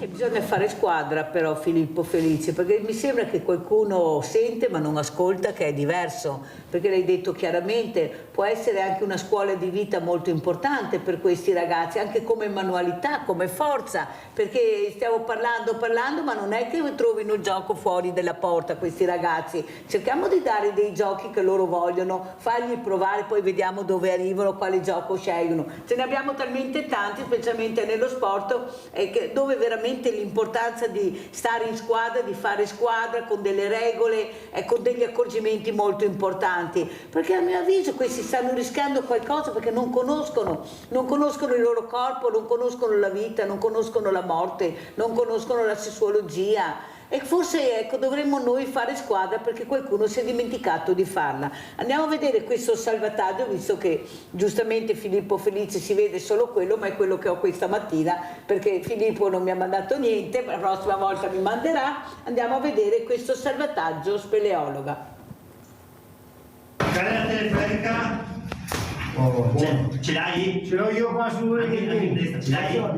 Lavorano senza sosta i tecnici del soccorso speleologico del Corpo Nazionale Soccorso Alpino e Speleologico, che da sabato notte, quando è partito l'allarme, sono impegnati negli interventi nell'abisso Bueno Fonteno, un intricato sistema di grotte in provincia di Bergamo, per recuperare una speleologa infortunata, Ottavia Piana, rimasta bloccata, come già accadde nel 2023, nella grotta che è in gran parte inesplorata, tanto che il gruppo di esperti speleologi stava conducendo un'esplorazione programmata finalizzata proprio alla mappatura geomorfologica dell'area. Soccorritori provenienti da tutta Italia, dal Veneto ci sono 6 vicentini e 5 veronesi impegnati nella delicata operazione che si preannuncia complessa a causa della conformazione della grotta, che renderebbe difficoltoso il passaggio della barella. Da ieri pomeriggio l'infortunata, che fanno sapere i soccorritori è vigile collaborativa è stata trasportata in un punto all'interno della grotta dove è stato allestito un campo base riscaldato. Poi sono iniziate le attività di disostruzione del tratto più stretto, nel quale la barella per mano dei soccorritori ha iniziato a muoversi.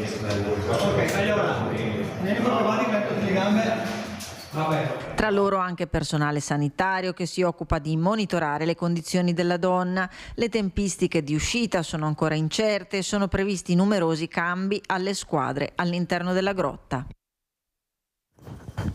Allora, Filippo Felici, abbiamo visto questa bella esperienza che è stata fatta, questo salvataggio, ma soprattutto l'importanza di quello che abbiamo detto, la sicurezza, perché in questo momento si parla molto di sicurezza, sicurezza nel lavoro, sicurezza nella scuola, sicurezza nella strada. Cos'è la sicurezza per te, Filippo?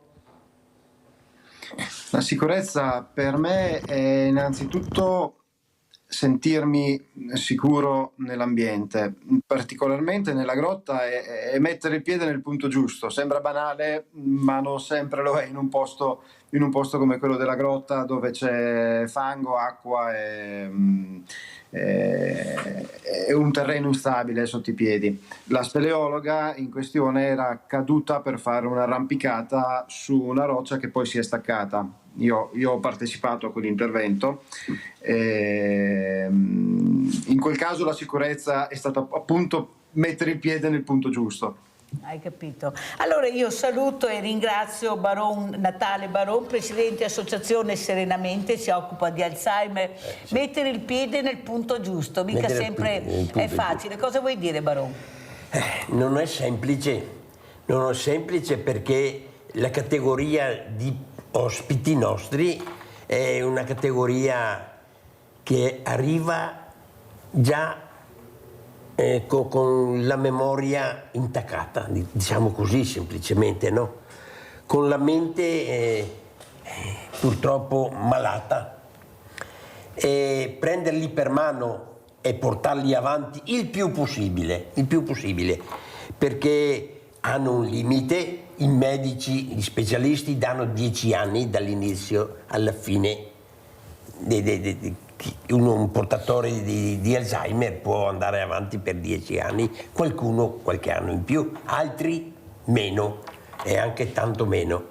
Bisogna aiutarli a mantenere quel residuo di intelligenza, di capire, di fare, che è rimasto in loro. Allora, io ho avuto ospite tempo fa Michela Morutto, che è quella donna con 2 bimbi, uno è stato nominato anche al Fiere della Repubblica dal presidente Mattarella, dove lei ha visto suo marito ammalarsi molto giovane di Alzheimer. Adesso appunto ci sarà questo film, è stato girato questo film, spero di averla anche ospite, per far capire l'importanza della struttura. Quello che veramente si rammaricava molto Michela era che non abbiamo le strutture adeguate per queste malattie, perché è una propria vera malattia. Certo. Le famiglie non sono in grado di gestire queste persone, perché vuol dire seguirli 24 ore su 24, quelli veramente che hanno questa predisposizione, però non è neanche possibile mettere queste persone in RSA, dove sono magari anche giovani, parlo di 40 anni di questo uomo, di Paolo, e i figli andare a trovare il loro papà e chiedevano alla loro mamma: ma perché mio papà è qua con tutti questi vecchi, mamma? Perché cioè trauma su trauma.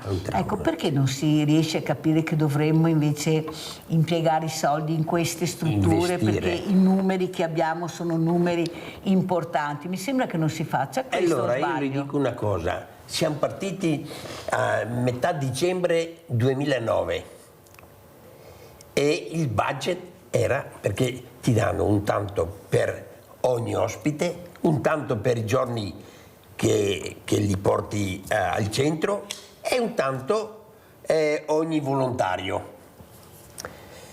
Adesso noi portiamo su, siamo 25 volontari, abbiamo 15 ospiti, portiamo su qualcosa, ma è sempre una cifra irrisoria quello che dà l'ULSS e la Regione. Perché il budget quest'anno mi sembra che hanno aumentato Perché sotto elezioni succede sempre qualcosa. Purtroppo. Sotto elezioni aumenta sempre qualcosa. Sì. È vero? Le dico, per fortuna c'è della buona gente, certo, che abbiamo dovuto comprarci il pulmino, avevamo quello del comune fatiscente, senza cinghie, senza niente, e non potevamo più, ogni 15 giorni dal meccanico, non potevamo più continuare. Fortuna, io ho incontrato una degna persona, un imprenditore che conosco fin da ragazzo, e ho chiesto aiuto. Ha fatto bene Natale, bravo. Lui mi ha detto, non mi ha detto ti do 1.000 o 2.000, mi ha detto quanto ti serve. L'ho portato a vedere il furgone, era adeguato al nostro fabbisogno, al nostro scopo, con 2 carrozzine ci stavano sopra, anche abbiamo eliminata una perché sennò mi portava via un posto. E con la pedana, con il montacarichi, ha detto vi va bene questo? Sì. Allora quanto avete voi? Noi era una cifra irrisoria, non potevamo mai prenderselo, mai. Ha detto quanto avete bisogno? C'era là l'imprenditore, il rivenditore, ha detto questo costa tot. Va bene, questo è per l'associazione Serenamente. Allora. Ecco, ma se non trovi le persone così, cosa facciamo? Cosa facciamo? Bravissimo, Noi meno male che l'hai detto. Allora mi fa piacere sentire i medici che dicono se non ci foste voi volontari, bravo. Ma per aiutare i volontari cosa fate voi? Zero. Questo, Natale. Questo mi dà Natale fastidio. da Forza Mirella. Questo Zero. mi dà fastidio. Allora, quello che volevo capire, Enrico Colussi, ecco, anche queste foto, cercare di far vedere anche di più queste realtà, le vediamo poche mostre rispetto alle fragilità che abbiamo nel territorio, oppure anche mostre del mondo del volontariato. Ecco, io vedo molto poco rispetto a quello che si fa. In Veneto abbiamo il più alto numero di associazioni di volontariato, che sono quelle poi che tengono in piedi il paese, che tengono in piedi gli amministratori, basta alzare il telefono. Forse li abbiamo un po' viziati però a Natale, se devo essere sincera, forse li abbiamo un po' viziati, però anche cogliere l'attimo anche di questa sensibilità. Cosa ne pensi, Enrico Colussi? Tanto il volontariato è bellissimo che ci siano persone che si dedicano a queste fragilità. E mi piacerebbe anche fotografare queste fragilità, riuscire perché nel ritratto, nelle persone, nel volto c'è la storia di una persona. Certamente. Nel volto, nella parte espressiva, la parte delle rughe, gli anziani, c'è tutto. Allora, posso interrompere un attimo? Allora, a me dà fastidio sentir dire la privacy, è giusto che ci sia, giustissimo. Ma attento a fotografare le mani, ma non proprio tutte perché si capisce chi è. Ma andiamo, dai. Andiamo. Noi abbiamo dovuto farci firmare un permesso perché dovevamo fare un filmatino perché a fine stagione, diciamo così, prima delle ferie di agosto, facciamo una cena per invitare i familiari, perché a volte qualcuno vai a prendere il familiare, lo porti a casa e non sa dove lo porti. E allora li invitiamo a una cena sociale, invitiamo anche i nostri, quelli che ci sponsorizzano, che ci danno un aiuto, e anche un po' il medico, la psicologa. Quelli che hanno seguito tutto il vostro gruppo. Sì, che ci seguono. E allora dovevamo proiettare un filmino così. Guai, non si può assolutamente. Abbiamo dovuto far filmare tutti i familiari. Tutti hanno detto sì. Meno male, anche a me. Tutti hanno detto sì. Mi ha detto no. Ma dopo quelle foto sono state messe da parte e basta. Ecco Enrico, rispondiamo. Il tema della privacy è un tema delicato. Delicato, però io sono d'accordo che è una barzelletta. Una barzelletta, perché ci giochiamo rispetto a una barzelletta, perché scusa? Perché non raccontare la realtà? La realtà è fatta del volto delle persone. Perché non dobbiamo raccontarlo? Perché io veramente su sta roba qua sono come dice lei, quando lo guardi in faccia... Natale, su questa cosa io sono molto... Cioè, il fatto che dopo bisogna andare ai parenti, domandare la privacy, raccontiamo le storie delle persone, perché anche se è una fragilità, come la fragilità di questa... Però se noi non raccontiamo la realtà, cioè attraverso le immagini raccontano la realtà, se non la raccontiamo rimane sempre così tutto...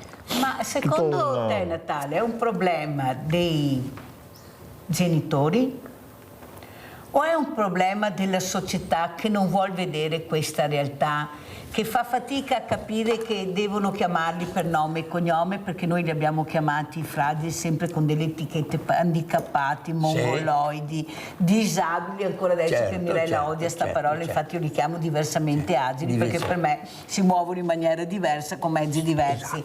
Forse non siamo anche noi culturalmente che non siamo preparati. Quando io ho cercato di portarli a Venezia, sono andata via con 2 motonavi, 250 persone a fare questa gita meravigliosa, a vedere la Fenice, i musei civici, dove ho trovato famiglie che hanno detto no, mio figlio non viene perché viene strumentalizzato, lei non lo può riprendere.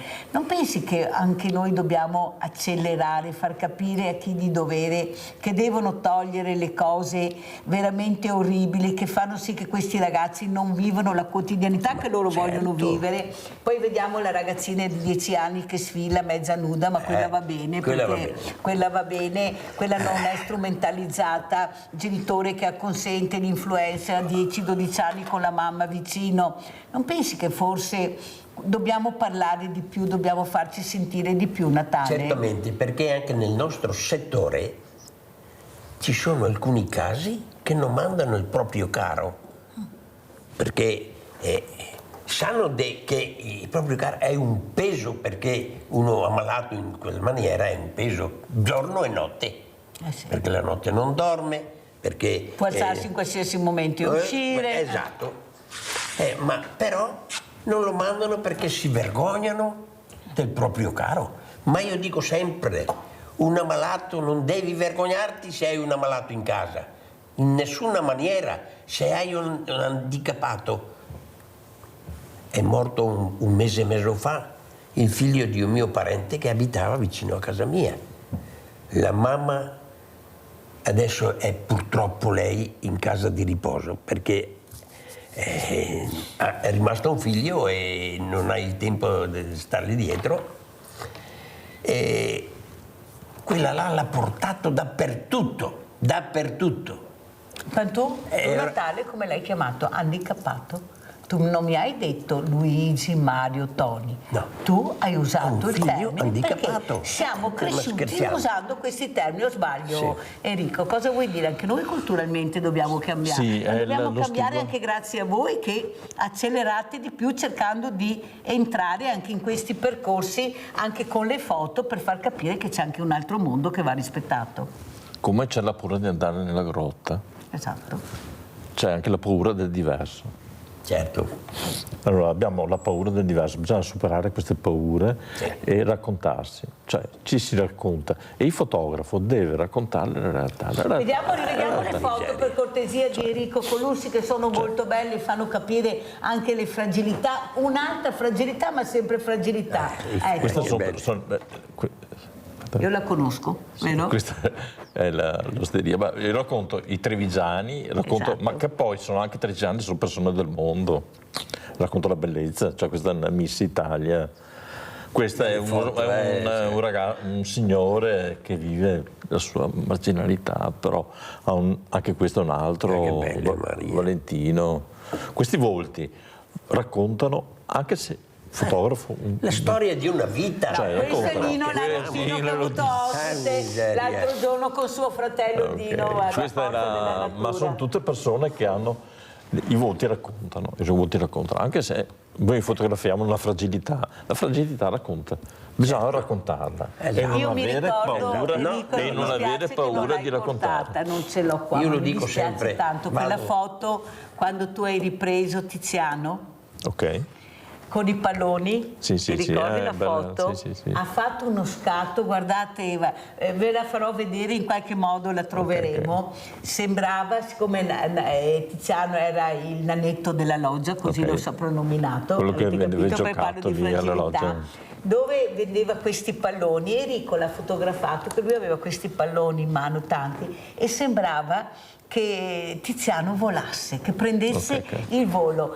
È riuscito in uno scatto a far capire tutta la fragilità e la bellezza di Tiziano. Ti ricordi quella foto? Sì. Beh, partendo dal principio che ogni persona ha una parte bella, per cui è giusto, come dicevo, delle fragilità, è giusto anche valorizzare queste fragilità, che dentro ogni persona, anche se ha una storia di malattia, però secondo me anche in questo vanno raccontate. Allora Filippo, invece io volevo chiederti la fragilità che invece diventa forza grazie all'esperienza che puoi far fare tu a questi ragazzi, a queste persone. Ecco, la fragilità fuori della grotta, fuori di questo cunicolo, ma quando entri e la superi diventi forte, esci forte, entri pauroso, senza forza, esci con la forza. Quanto importante è, ecco, riuscire a vincere la fragilità? Prego Filippo. È importantissimo perché puoi non riuscire ad uscire se non la vinci, ma questo è una metafora che vale per tutta la vita, interna ed esterna, da una grotta.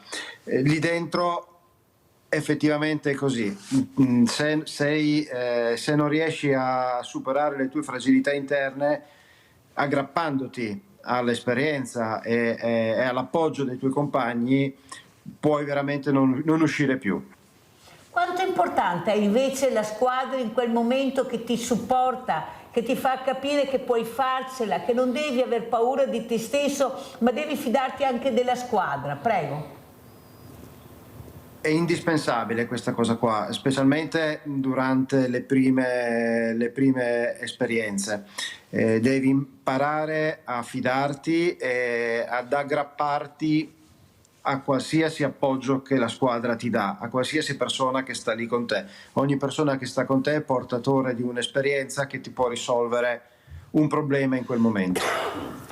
C'è stato qualcuno, Filippo, che è tornato indietro, che non ce l'ha fatta ad entrare?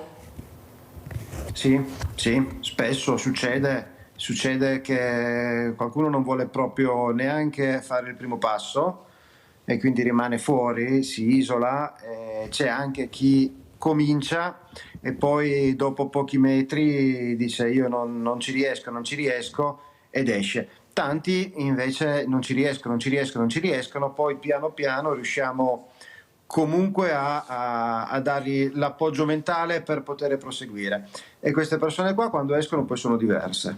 Cos'è Filippo la claustrofobia? Cioè è una cosa che si può vincere anche con queste esperienze oppure è faticoso? Perché sarebbe un bel tentativo per far capire invece che ce la puoi fare, come hai detto tu, vincere questa claustrofobia.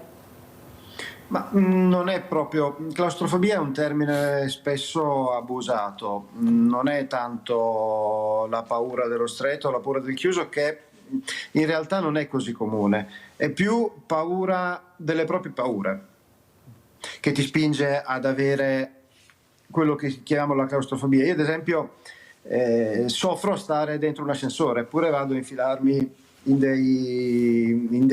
dei cunicoli che sono al limite anche delle possibilità mie, però in un ascensore io se devo fare 5 scale a piedi faccio 5 scale a piedi piuttosto che prendere l'ascensore. No, ma questa è troppo bella. Guarda Filippo, questa non ce l'aspettavamo. Filippo Felici, speleologo, che ha paura di entrare in ascensore. Era troppo bella questa. Ma davvero Filippo? È vero. Nonostante tutte le uscite, tutto quello che hai fatto in tutti questi anni, l'ascensore ti terrorizza. Se posso lo evito. Enrico, come fotograferesti? Ecco, un bel click quando Filippo è fuori però dell'ascensore, perché in ascensore non entra, questa paura che deve emergere da questo scatto. Non saprei. Comunque l'espressività della paura, non so. L'espressività della paura. È quella che voi cercate anche a cogliere, specialmente quando fate anche queste di cronaca nera, queste foto di cronaca nera, queste foto di suicidi che veramente ti lasciano, anche se non vedi proprio il volto di questa persona, però immagini tutto della foto, dov'è, come si trova, se è buio, ecco l'importanza dello scatto. Beh, sui fatti di cronaca, raccontare i fatti di cronaca è sempre delicato, perché è un argomento, cioè quando c'è un fatto di cronaca c'è la delicatezza, però anche la volontà di raccontare la cronaca, cioè il diritto di cronaca, cioè è giusto raccontare anche raccontare un fatto di cronaca, cioè raccontare quello che accade. E la foto può raccontare questo? E la foto può raccontare. Quando succede un incidente, devi stare attento a quello che succede, anche tante volte anche a raccontare il dolore. Il dolore va raccontato, come dicevo prima. Avete sentito? Il dolore va raccontato. Io penso che dovremmo raccontare un po' tutto per aprire la mente e far sì che questo popolo italiano culturalmente cresca un po' di più, perché siamo un po' indietro, siamo specialmente con le fragilità, con la povertà, è una cosa incredibile. Andiamo a vedere invece questo convegno a Santa Caterina, proprio che parlava di Alzheimer. Andiamo a sentire.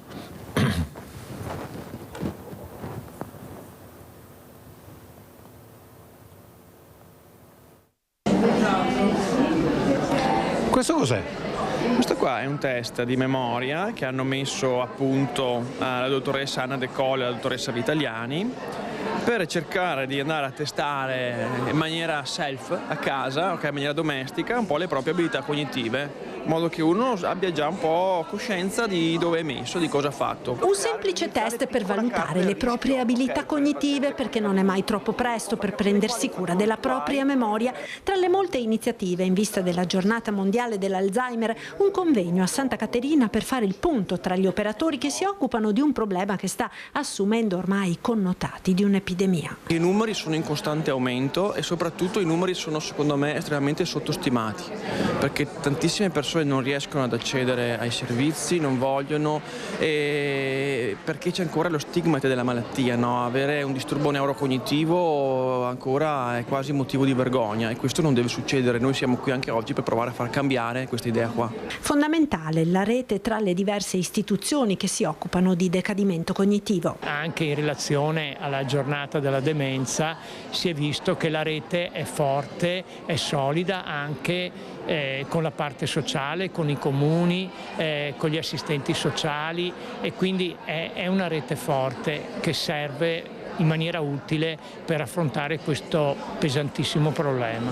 Si abbassa anche l'età di chi comincia a manifestare i primi segnali di decadimento, ma è possibile anche fare prevenzione. Ci sono una serie di patologie, quindi la pressione, il colesterolo, il diabete, quanta attività fisica fai, come mangi, per capire effettivamente anche il tuo rischio di evolvere in decadimento cognitivo, che è una cosa fondamentale. Abbiamo parlato tanto di prevenzione.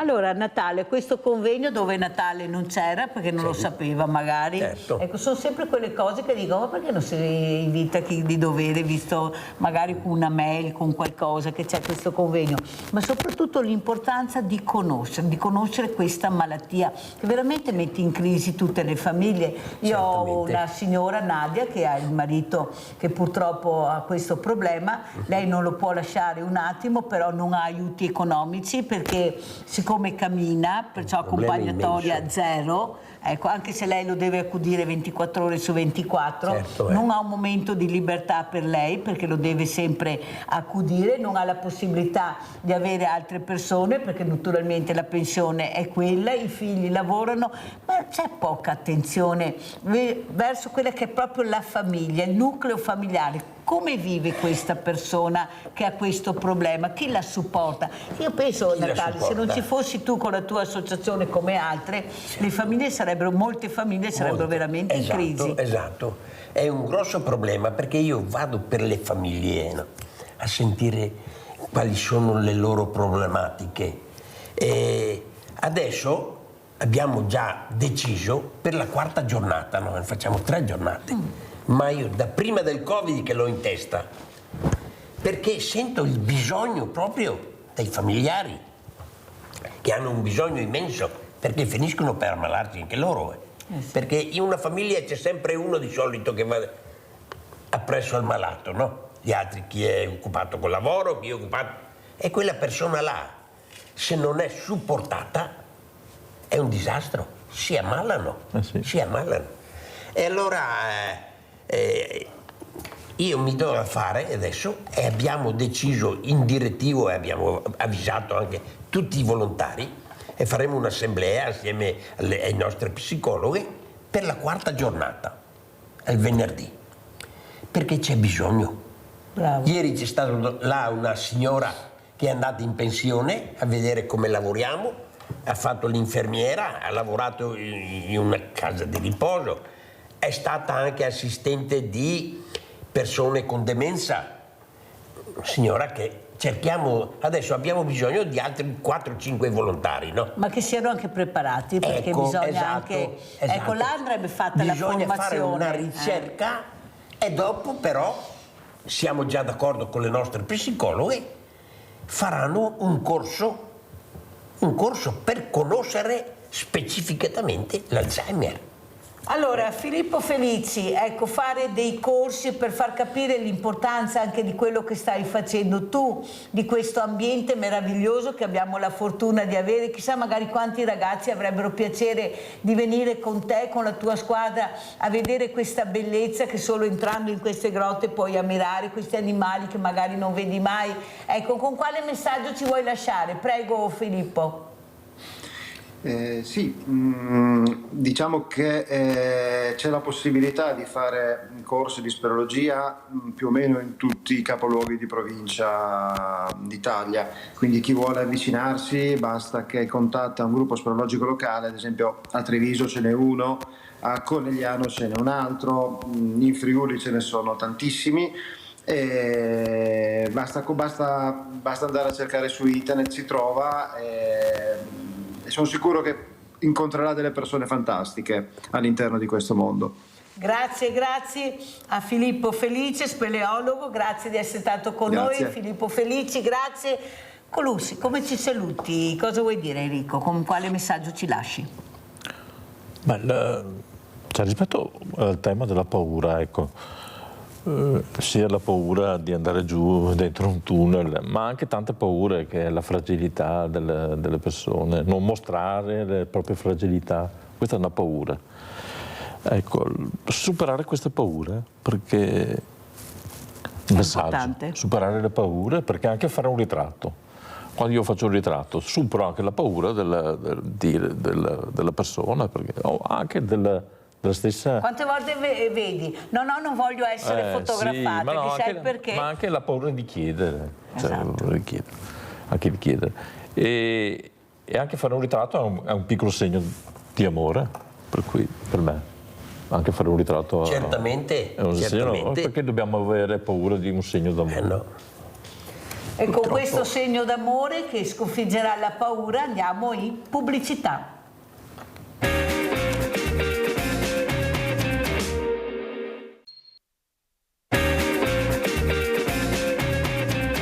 Adesso andiamo a Motta di Livenza, dove è collegato con noi Fra Mario Favretto. Buongiorno, grazie, veramente grazie. Avevamo proprio bisogno di lei, guardi, perché questa mattina abbiamo toccato temi talmente delicati che sono le fragilità, che è l'inclusività, parole che fanno sempre fatica a diventare realtà quotidiana. La ringrazio, Fra Mario, e grazie anche al professor Giorgio Sandrini da Verbania. Buongiorno professore, con lei parleremo di neurologia.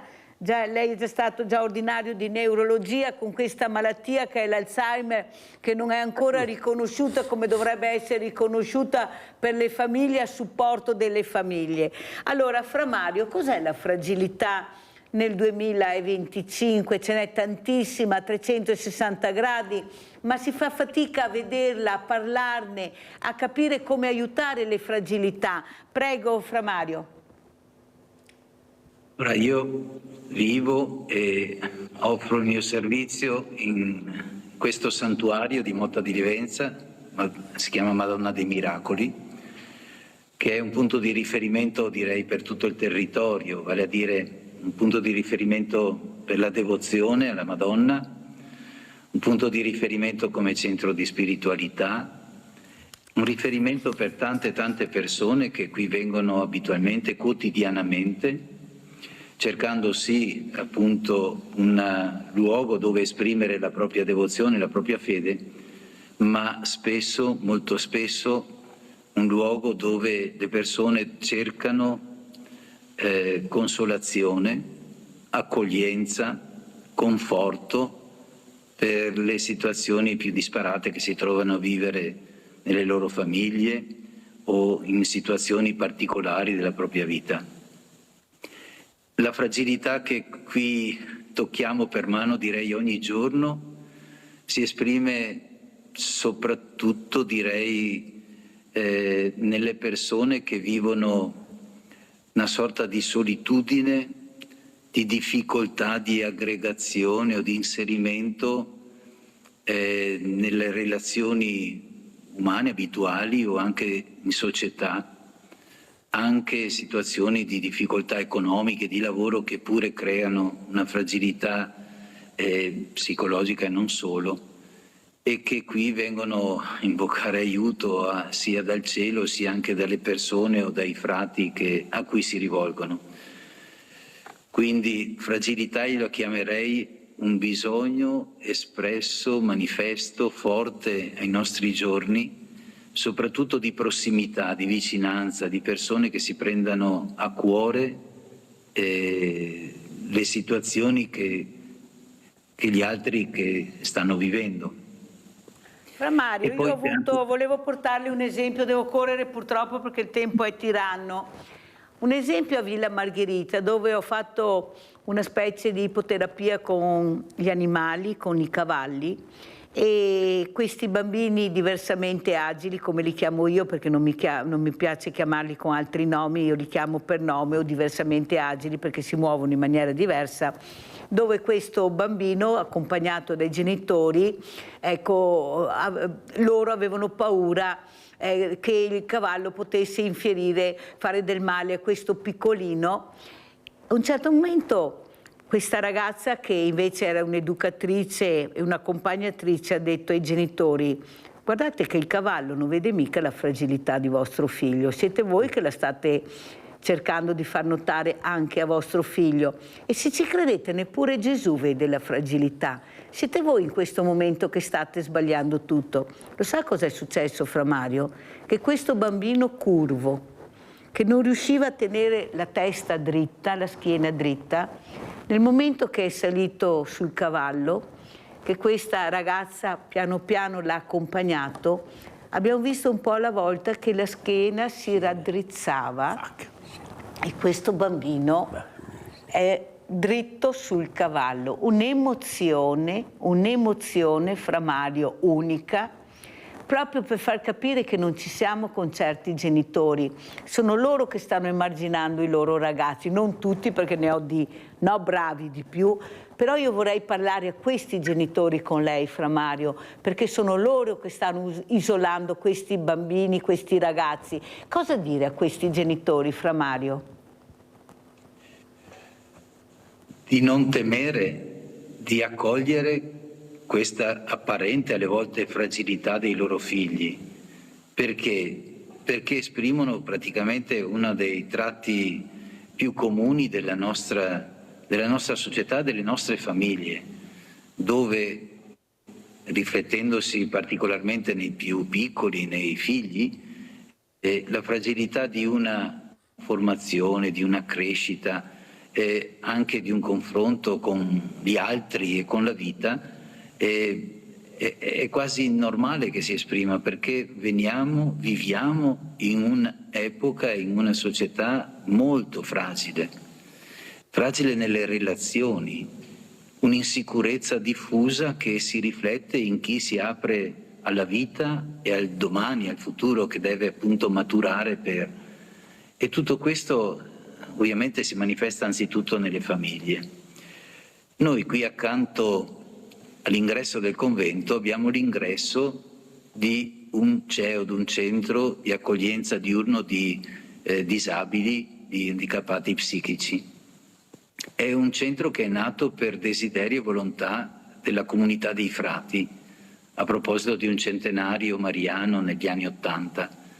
È una realtà bellissima, è un fiore all'occhiello, direi, del santuario da cui sto parlando, ma una realtà che si è sviluppata a partire appunto dagli anni 84-85 in modo ammirevole, sorprendente, vale a dire raccogliendo sempre più numerosi ragazzi che manifestano una sorta di fragilità, ma che poi, coltivati, aiutati, inseriti in questo centro che è di aggregazione, poi di sviluppo delle loro qualità, si sono costituiti in cooperativa, quindi producono dei lavoretti molto belli, richiesti anche. Si è trasformata questa apparente fragilità per le famiglie, anche per i genitori, perché per alcuni si trattava di veri e propri drammi da affrontare. Non pochi tenevano quasi nascosti o segregati i figli nelle famiglie, e questo si è rivelato invece una risorsa per i ragazzi che trovano in questo centro la possibilità di una vita comune, condivisa, un inserimento nella vita sociale, perché anche a questo vengono educati con i limiti che possono manifestare, e poi la possibilità di esprimersi nel lavoro producendo questi prodotti che vengono poi richiesti, commerciati anche, quindi una valorizzazione appieno della loro persona, di loro insieme considerati come centro, come cooperativa, con dei formatori, con degli educatori che veramente sono ammirevoli per aver riscattato queste persone da una considerazione di fragilità che ovviamente pesa su tutti, su chi custodisce, su chi è custodito e accoglie, e che invece qui si manifesta come una vera e propria risorsa umana e anche sociale, perché questi ragazzi stanno offrendo delle lezioni bellissime di amicizia, di affetto, di legame a un po' tutti, a cominciare dalle proprie rispettive famiglie. Allora sentiamo come commenta il professor Giorgio Sandrini. Professore, come commenta quello che ho detto io, quello che ha sentito da Fra Mario Favretto, l'importanza di dare un segnale di quotidianità a queste figure, grazie anche alla scienza, alla ricerca, alla medicina, ma soprattutto con la quotidianità di sentirsi vivi, liberi, perché loro non sentono la fragilità, siamo noi che gliela facciamo notare, loro non pensano di essere fragili. Prego. Mi fa molto piacere che voi abbiate affrontato questo tema. Io mi sono occupato per tantissimi anni, sia a livello italiano che internazionale, della neuroreabilitazione, che è una scienza che si occupa, come dice il termine, della riabilitazione delle persone che hanno dei deficit motori o cognitivi. E c'è stata una vera rivoluzione culturale e tutte le società scientifiche si sono operate per far sì che questi concetti venissero gradatamente recepiti anche a livello della popolazione. Avrete notato come ad esempio si usa ormai molto raramente il termine handicap, handicappato. L'handicap è l'incapacità di fare qualcosa ma legata a un ostacolo, ma l'ostacolo deve essere rimosso. Allora la persona che non sa fare le scale può avere un ausilio che gli consente di raggiungere nel caso il piano superiore. Senza entrare in dettagli tecnici, sono molto conosciuti i vari sistemi che possono essere usati. E quindi si è creata una forte battaglia contro il cosiddetto stigma, il pregiudizio che c'era nei confronti di coloro che sono in qualche maniera diversi da un concetto di normalità che è spesso più teorico che concreto e pratico. E questo è fondamentale,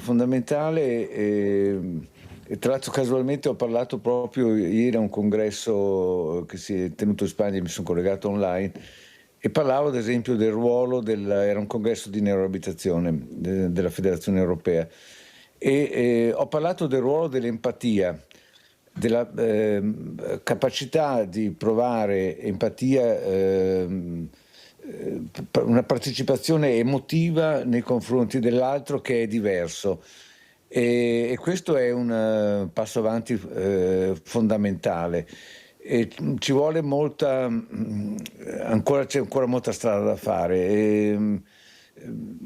Lei prima accennava al diversamente, è vero, il termine diversamente abili è stato introdotto un po' perché il concetto di disabile era oggetto di pregiudizio. In realtà diversamente abile è come equivalente a disabile, però sul termine disabile c'è ancora un forte pregiudizio.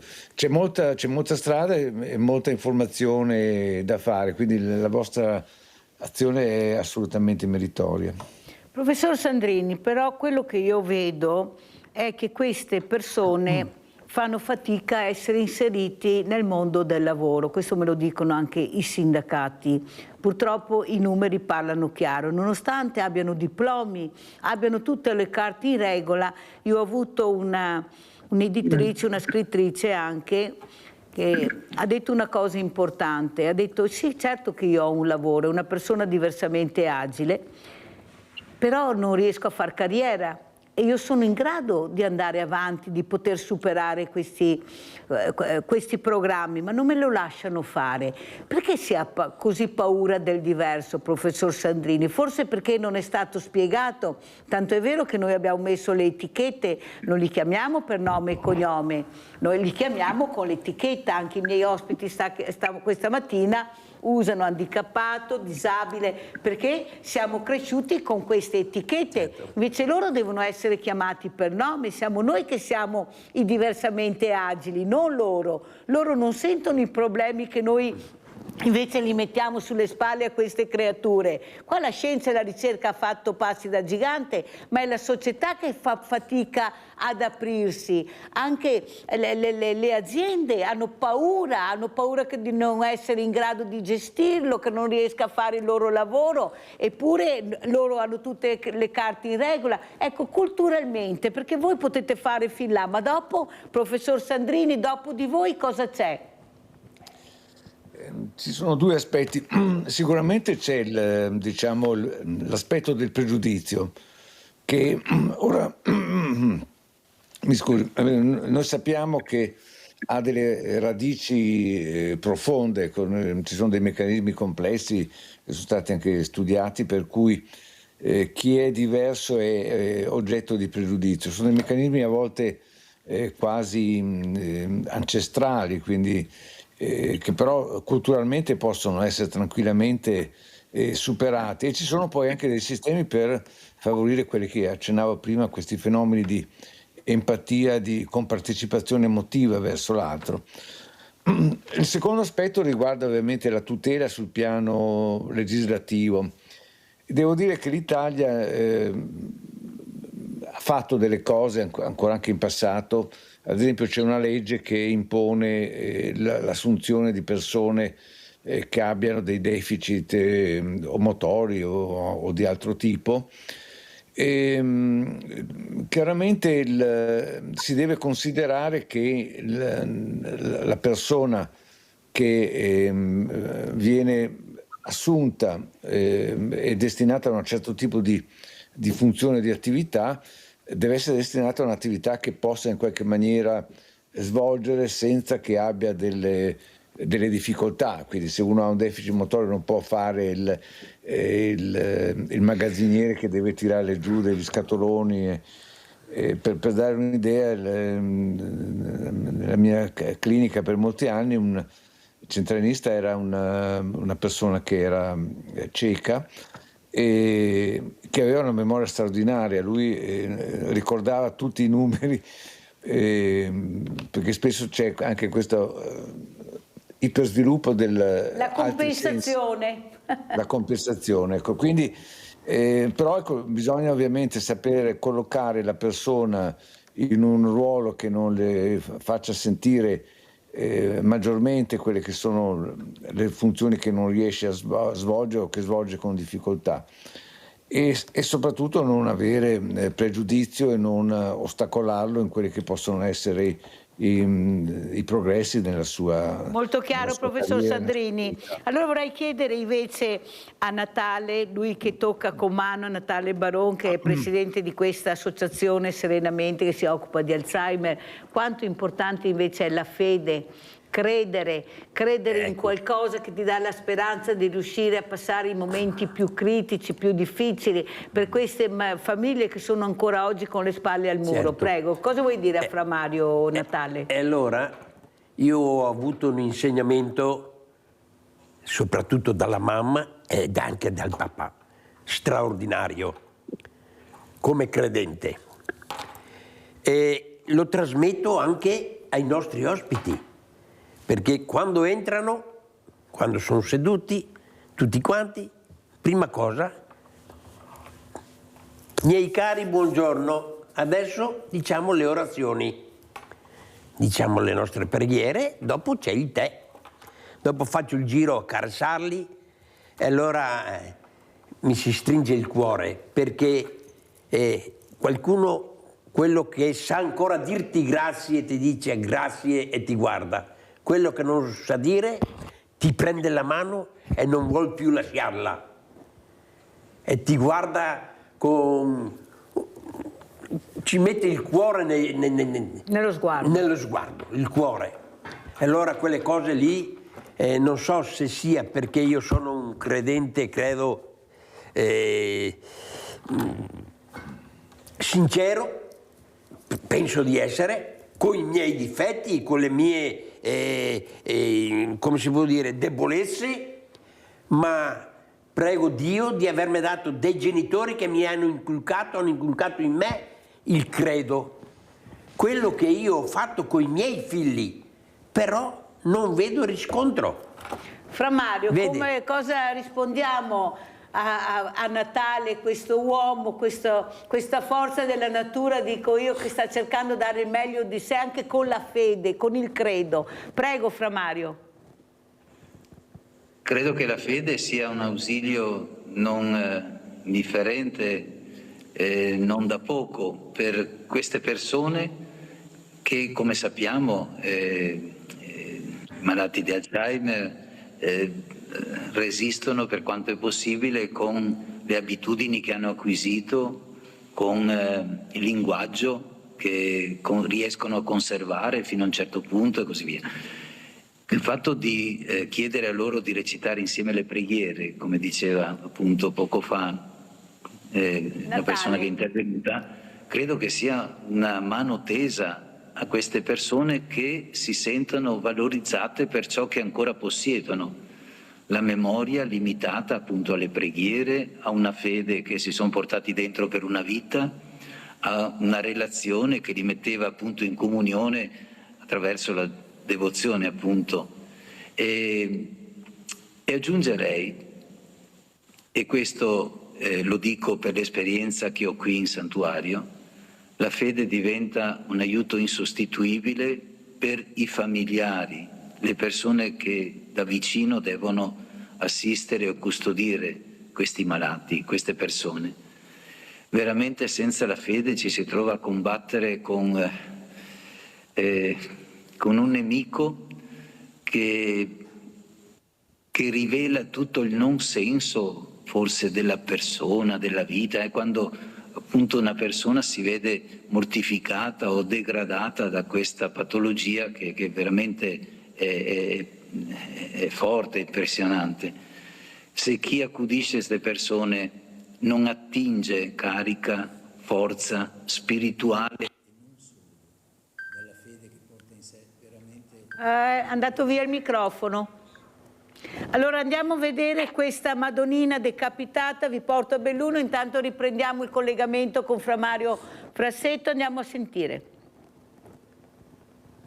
Sì, dicevo che se viene a mancare la fede per le persone che devono custodire, accudire, accompagnare queste persone, lo sforzo diventa immane. Non solo, non si trovano adeguate o sufficienti risorse per farsi prossimo e per accompagnare. Fra Mario, non so se riusciamo ad avere il collegamento, questa Madonnina decapitata era già stata portata via, era stata rimessa. Io penso, Natale, che con gli insegnamenti che hai avuto tu, l'hai detto, da mia mamma, da mio papà, non ti sarebbe mai sognato tu con i tuoi amici di fare un gesto del genere. Ecco, quanto importante è, Fra Mario, ecco, la famiglia, i valori della famiglia che sta cercando di dare a questi piccolini che se crescono male la piantina rimane storta e si fa fatica poi a raddrizzarla, bisogna iniziare da piccoli. Ecco, come ha vissuto, non so se l'ha sentita, di questa Madonnina decapitata, Fra Mario, a Belluno? Sì, l'ho sentito, non sono aggiornato sulla vicenda. Non è l'unico caso purtroppo di profanazione oppure di una reazione insensata da parte di chi non si sa. Per quanto riguarda i figli, è facile che quando crescono senza maturare o portare dei valori dentro, tutto sia ritenuto senza senso, tutto sia ritenuto possibile, anche profanare qualcosa di sacro, di importante, se non per se stessi, per gli altri. Quando mancano appunto i valori di una spiritualità che è una dimensione della nostra persona, ma che spesso viene negata, non solo mortificata, impedita, allora davvero ci si ritiene capaci di qualsiasi atto perché non c'è più il rispetto non solo del divino ma della persona, del prossimo. E questi valori indubbiamente vengono trasmessi prima di tutto dalla famiglia. È lì che uno non solo comprende ma anche vede incarnati, vissuti i valori del rispetto, dell'amore al prossimo, e anche della consapevolezza o del rispetto di una dimensione spirituale che se uno non sente però deve riconoscere negli altri e rispettare. Grazie Fra Mario Favretto di essere stato con noi e per aver sentito quello che lei ha detto. Sono state delle parole veramente importanti e veramente la ringrazio. Allora io volevo salutare anche il professor Giorgio Sandrini. A lei, professor Giorgio, vorrei fare questa domanda, professor Sandrini. Cos'è l'intelligenza artificiale anche per la neurologia? Se non mettiamo però sempre a fianco, come diceva il professor Garattini, la parola etica, diventa molto pericolosa. Prego, professor Sandrini. Mi permetto di chiusare brevemente l'intervento molto bello che ho appena sentito. Credo che sia fondamentale combattere quello che è il cosiddetto fenomeno di analfabetismo religioso. Come stesso Papa Francesco aveva detto, l'importante è credere, meglio se credere in Dio, ma in ogni caso credere e di conseguenza comportarsi eticamente. E questo parte dal conoscere qual è il contributo fondamentale, la rivoluzione che ha portato il cristianesimo nella visione della vita dell'uomo. E purtroppo oggi assistiamo ad una perdita importante di questi valori, quindi c'è di conseguenza anche una disumanizzazione. Se non ci sono dei valori in cui credere, uno non crede più in nulla e si comporta come purtroppo vediamo tutti i giorni accadere. L'intelligenza artificiale, quindi mi collego a quello che ho appena detto, sta purtroppo svolgendo un ruolo più negativo che positivo, ha delle potenzialità enormi e dipende tutto ovviamente dall'uso che ne facciamo e noi vediamo che purtroppo ormai è sempre più, in particolare ovviamente l'uso dell'intelligenza artificiale come strumento di media, di collegamenti, di social, di comunicazione attraverso le chat, vediamo più i fenomeni di perdita di eticità nei rapporti umani piuttosto che un aiuto.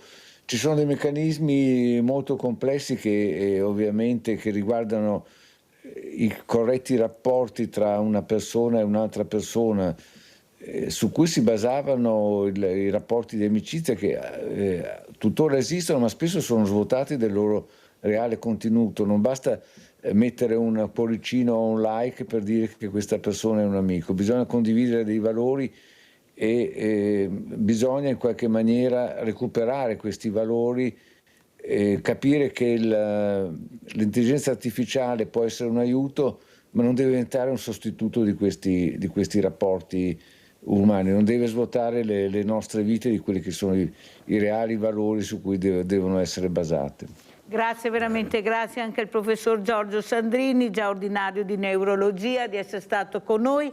Grazie. Natale Baron, come ci saluti, con quale messaggio, Natale? Cosa vuoi dire? Con messaggio vorrei collegarmi al professore proprio. Mi sembra che l'intelligenza artificiale si stia facendo un uso per che cosa? Per spogliare le donne, per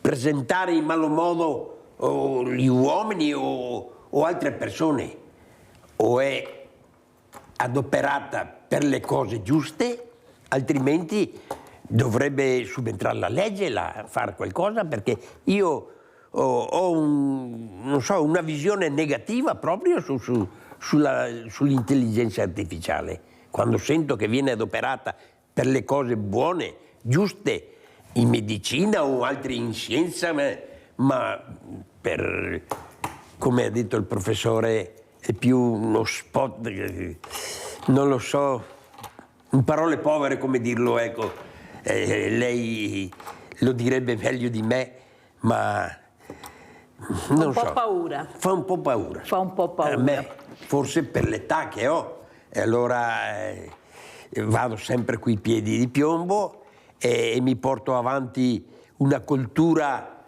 basata sulla famiglia, sull'amore verso il prossimo e così, ma non so, mi fa un po' paura l'andazzo che c'è oggi, ecco, mi dispiace per la gioventù.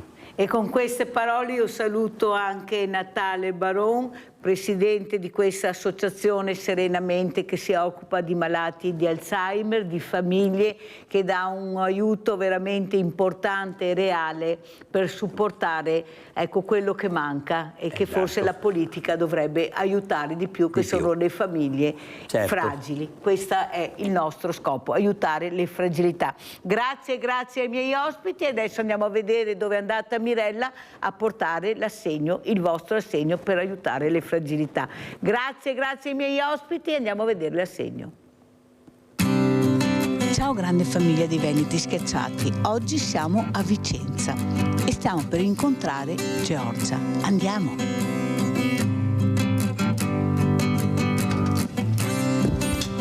Eccoci.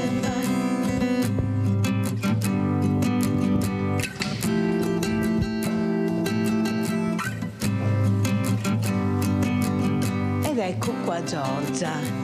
Ciao Giorgia, ciao cara, ciao carissima. Eccoci qua. Allora Giorgia, vedo che la tavola è apparecchiata per due perché tu vivi con la mamma. Che siamo io e mia mamma. Che però la mamma è disabile. Mia mamma è disabile, è resa disabile da 2 ictus consecutivi. E sai, è difficile, ci troviamo in un momento di difficoltà e io sono disoccupata e quindi grazie che ci siete voi. Allora, tu quella sera che sei venuta ai Veneti Schiacciati hai detto: io ho fatto tanta fatica ad arrivare qua in trasmissione perché non è facile mettersi in gioco, ha le mani congelate, è ghiacciata Giorgia. e l'emozione è grande, penso. Però cos'è che hai capito? Che se non chiedi aiuto nessuno te lo porta dentro casa. Cioè bisogna avere il coraggio di dire io sono in difficoltà, e non è una vergogna, la Mirella lo dice sempre, perché noi siamo qua proprio per aiutare, e sei stata brava perché hai capito il nostro messaggio. Cos'è che ti ha colpito quando hai capito che c'era questa possibilità di chiedere aiuto?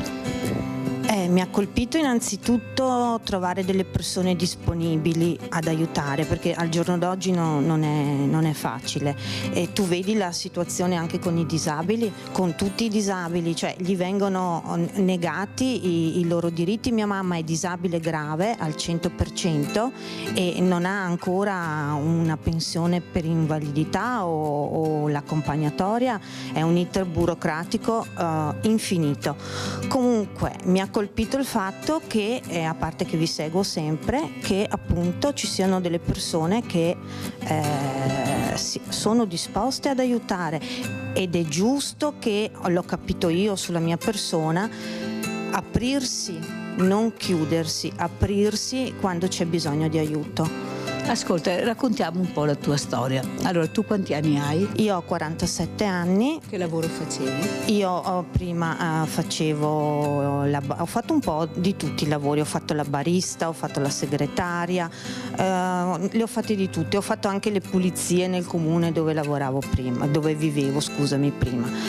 Io nel 2010 sono stata alluvionata gravemente a Caldogno, dopodiché con sacrifici avevo rimesso in piedi casa, e poi è sopraggiunta la malattia di mia mamma, è sopraggiunta la disoccupazione, non per colpa mia.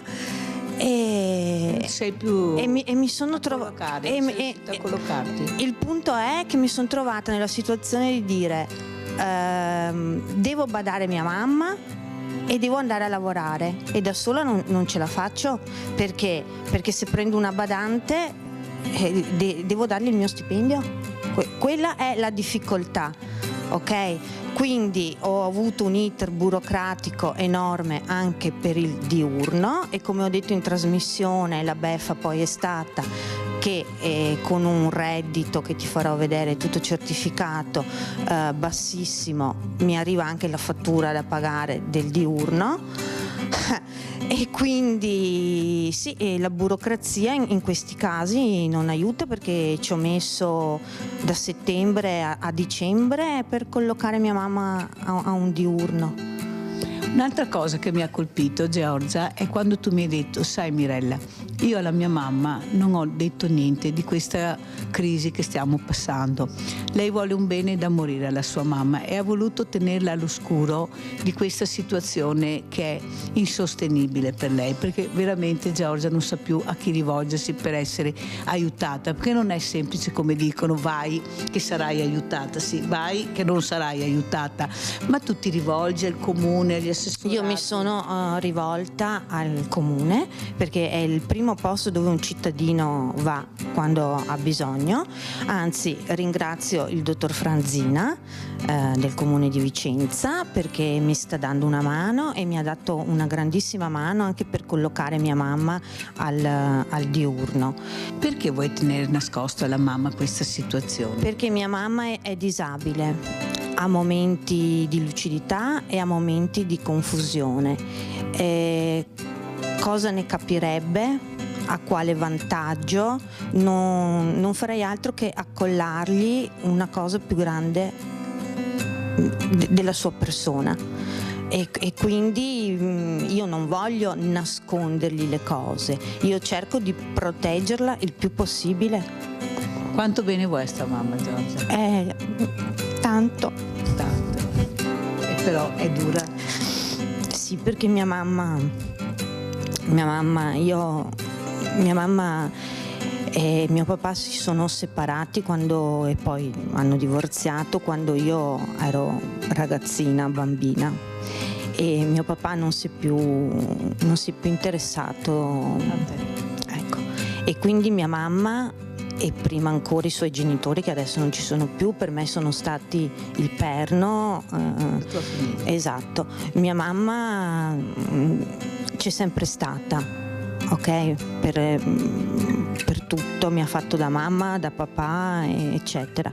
E quindi mi sento il dovere, oltre al bene che gli si vuole una mamma, mi sento il dovere di proteggerla. Avete sentito? Ascolta Giorgia, un'altra cosa che volevo chiederti e che è giusto parlarne. Cosa vuol dire vivere con una persona disabile e non avere la possibilità di aiutarla come si dovrebbe? Perché qua si parla tanto di disabilità, però nei programmi che io ho visto dei politici mi sembra che questa voce manchi.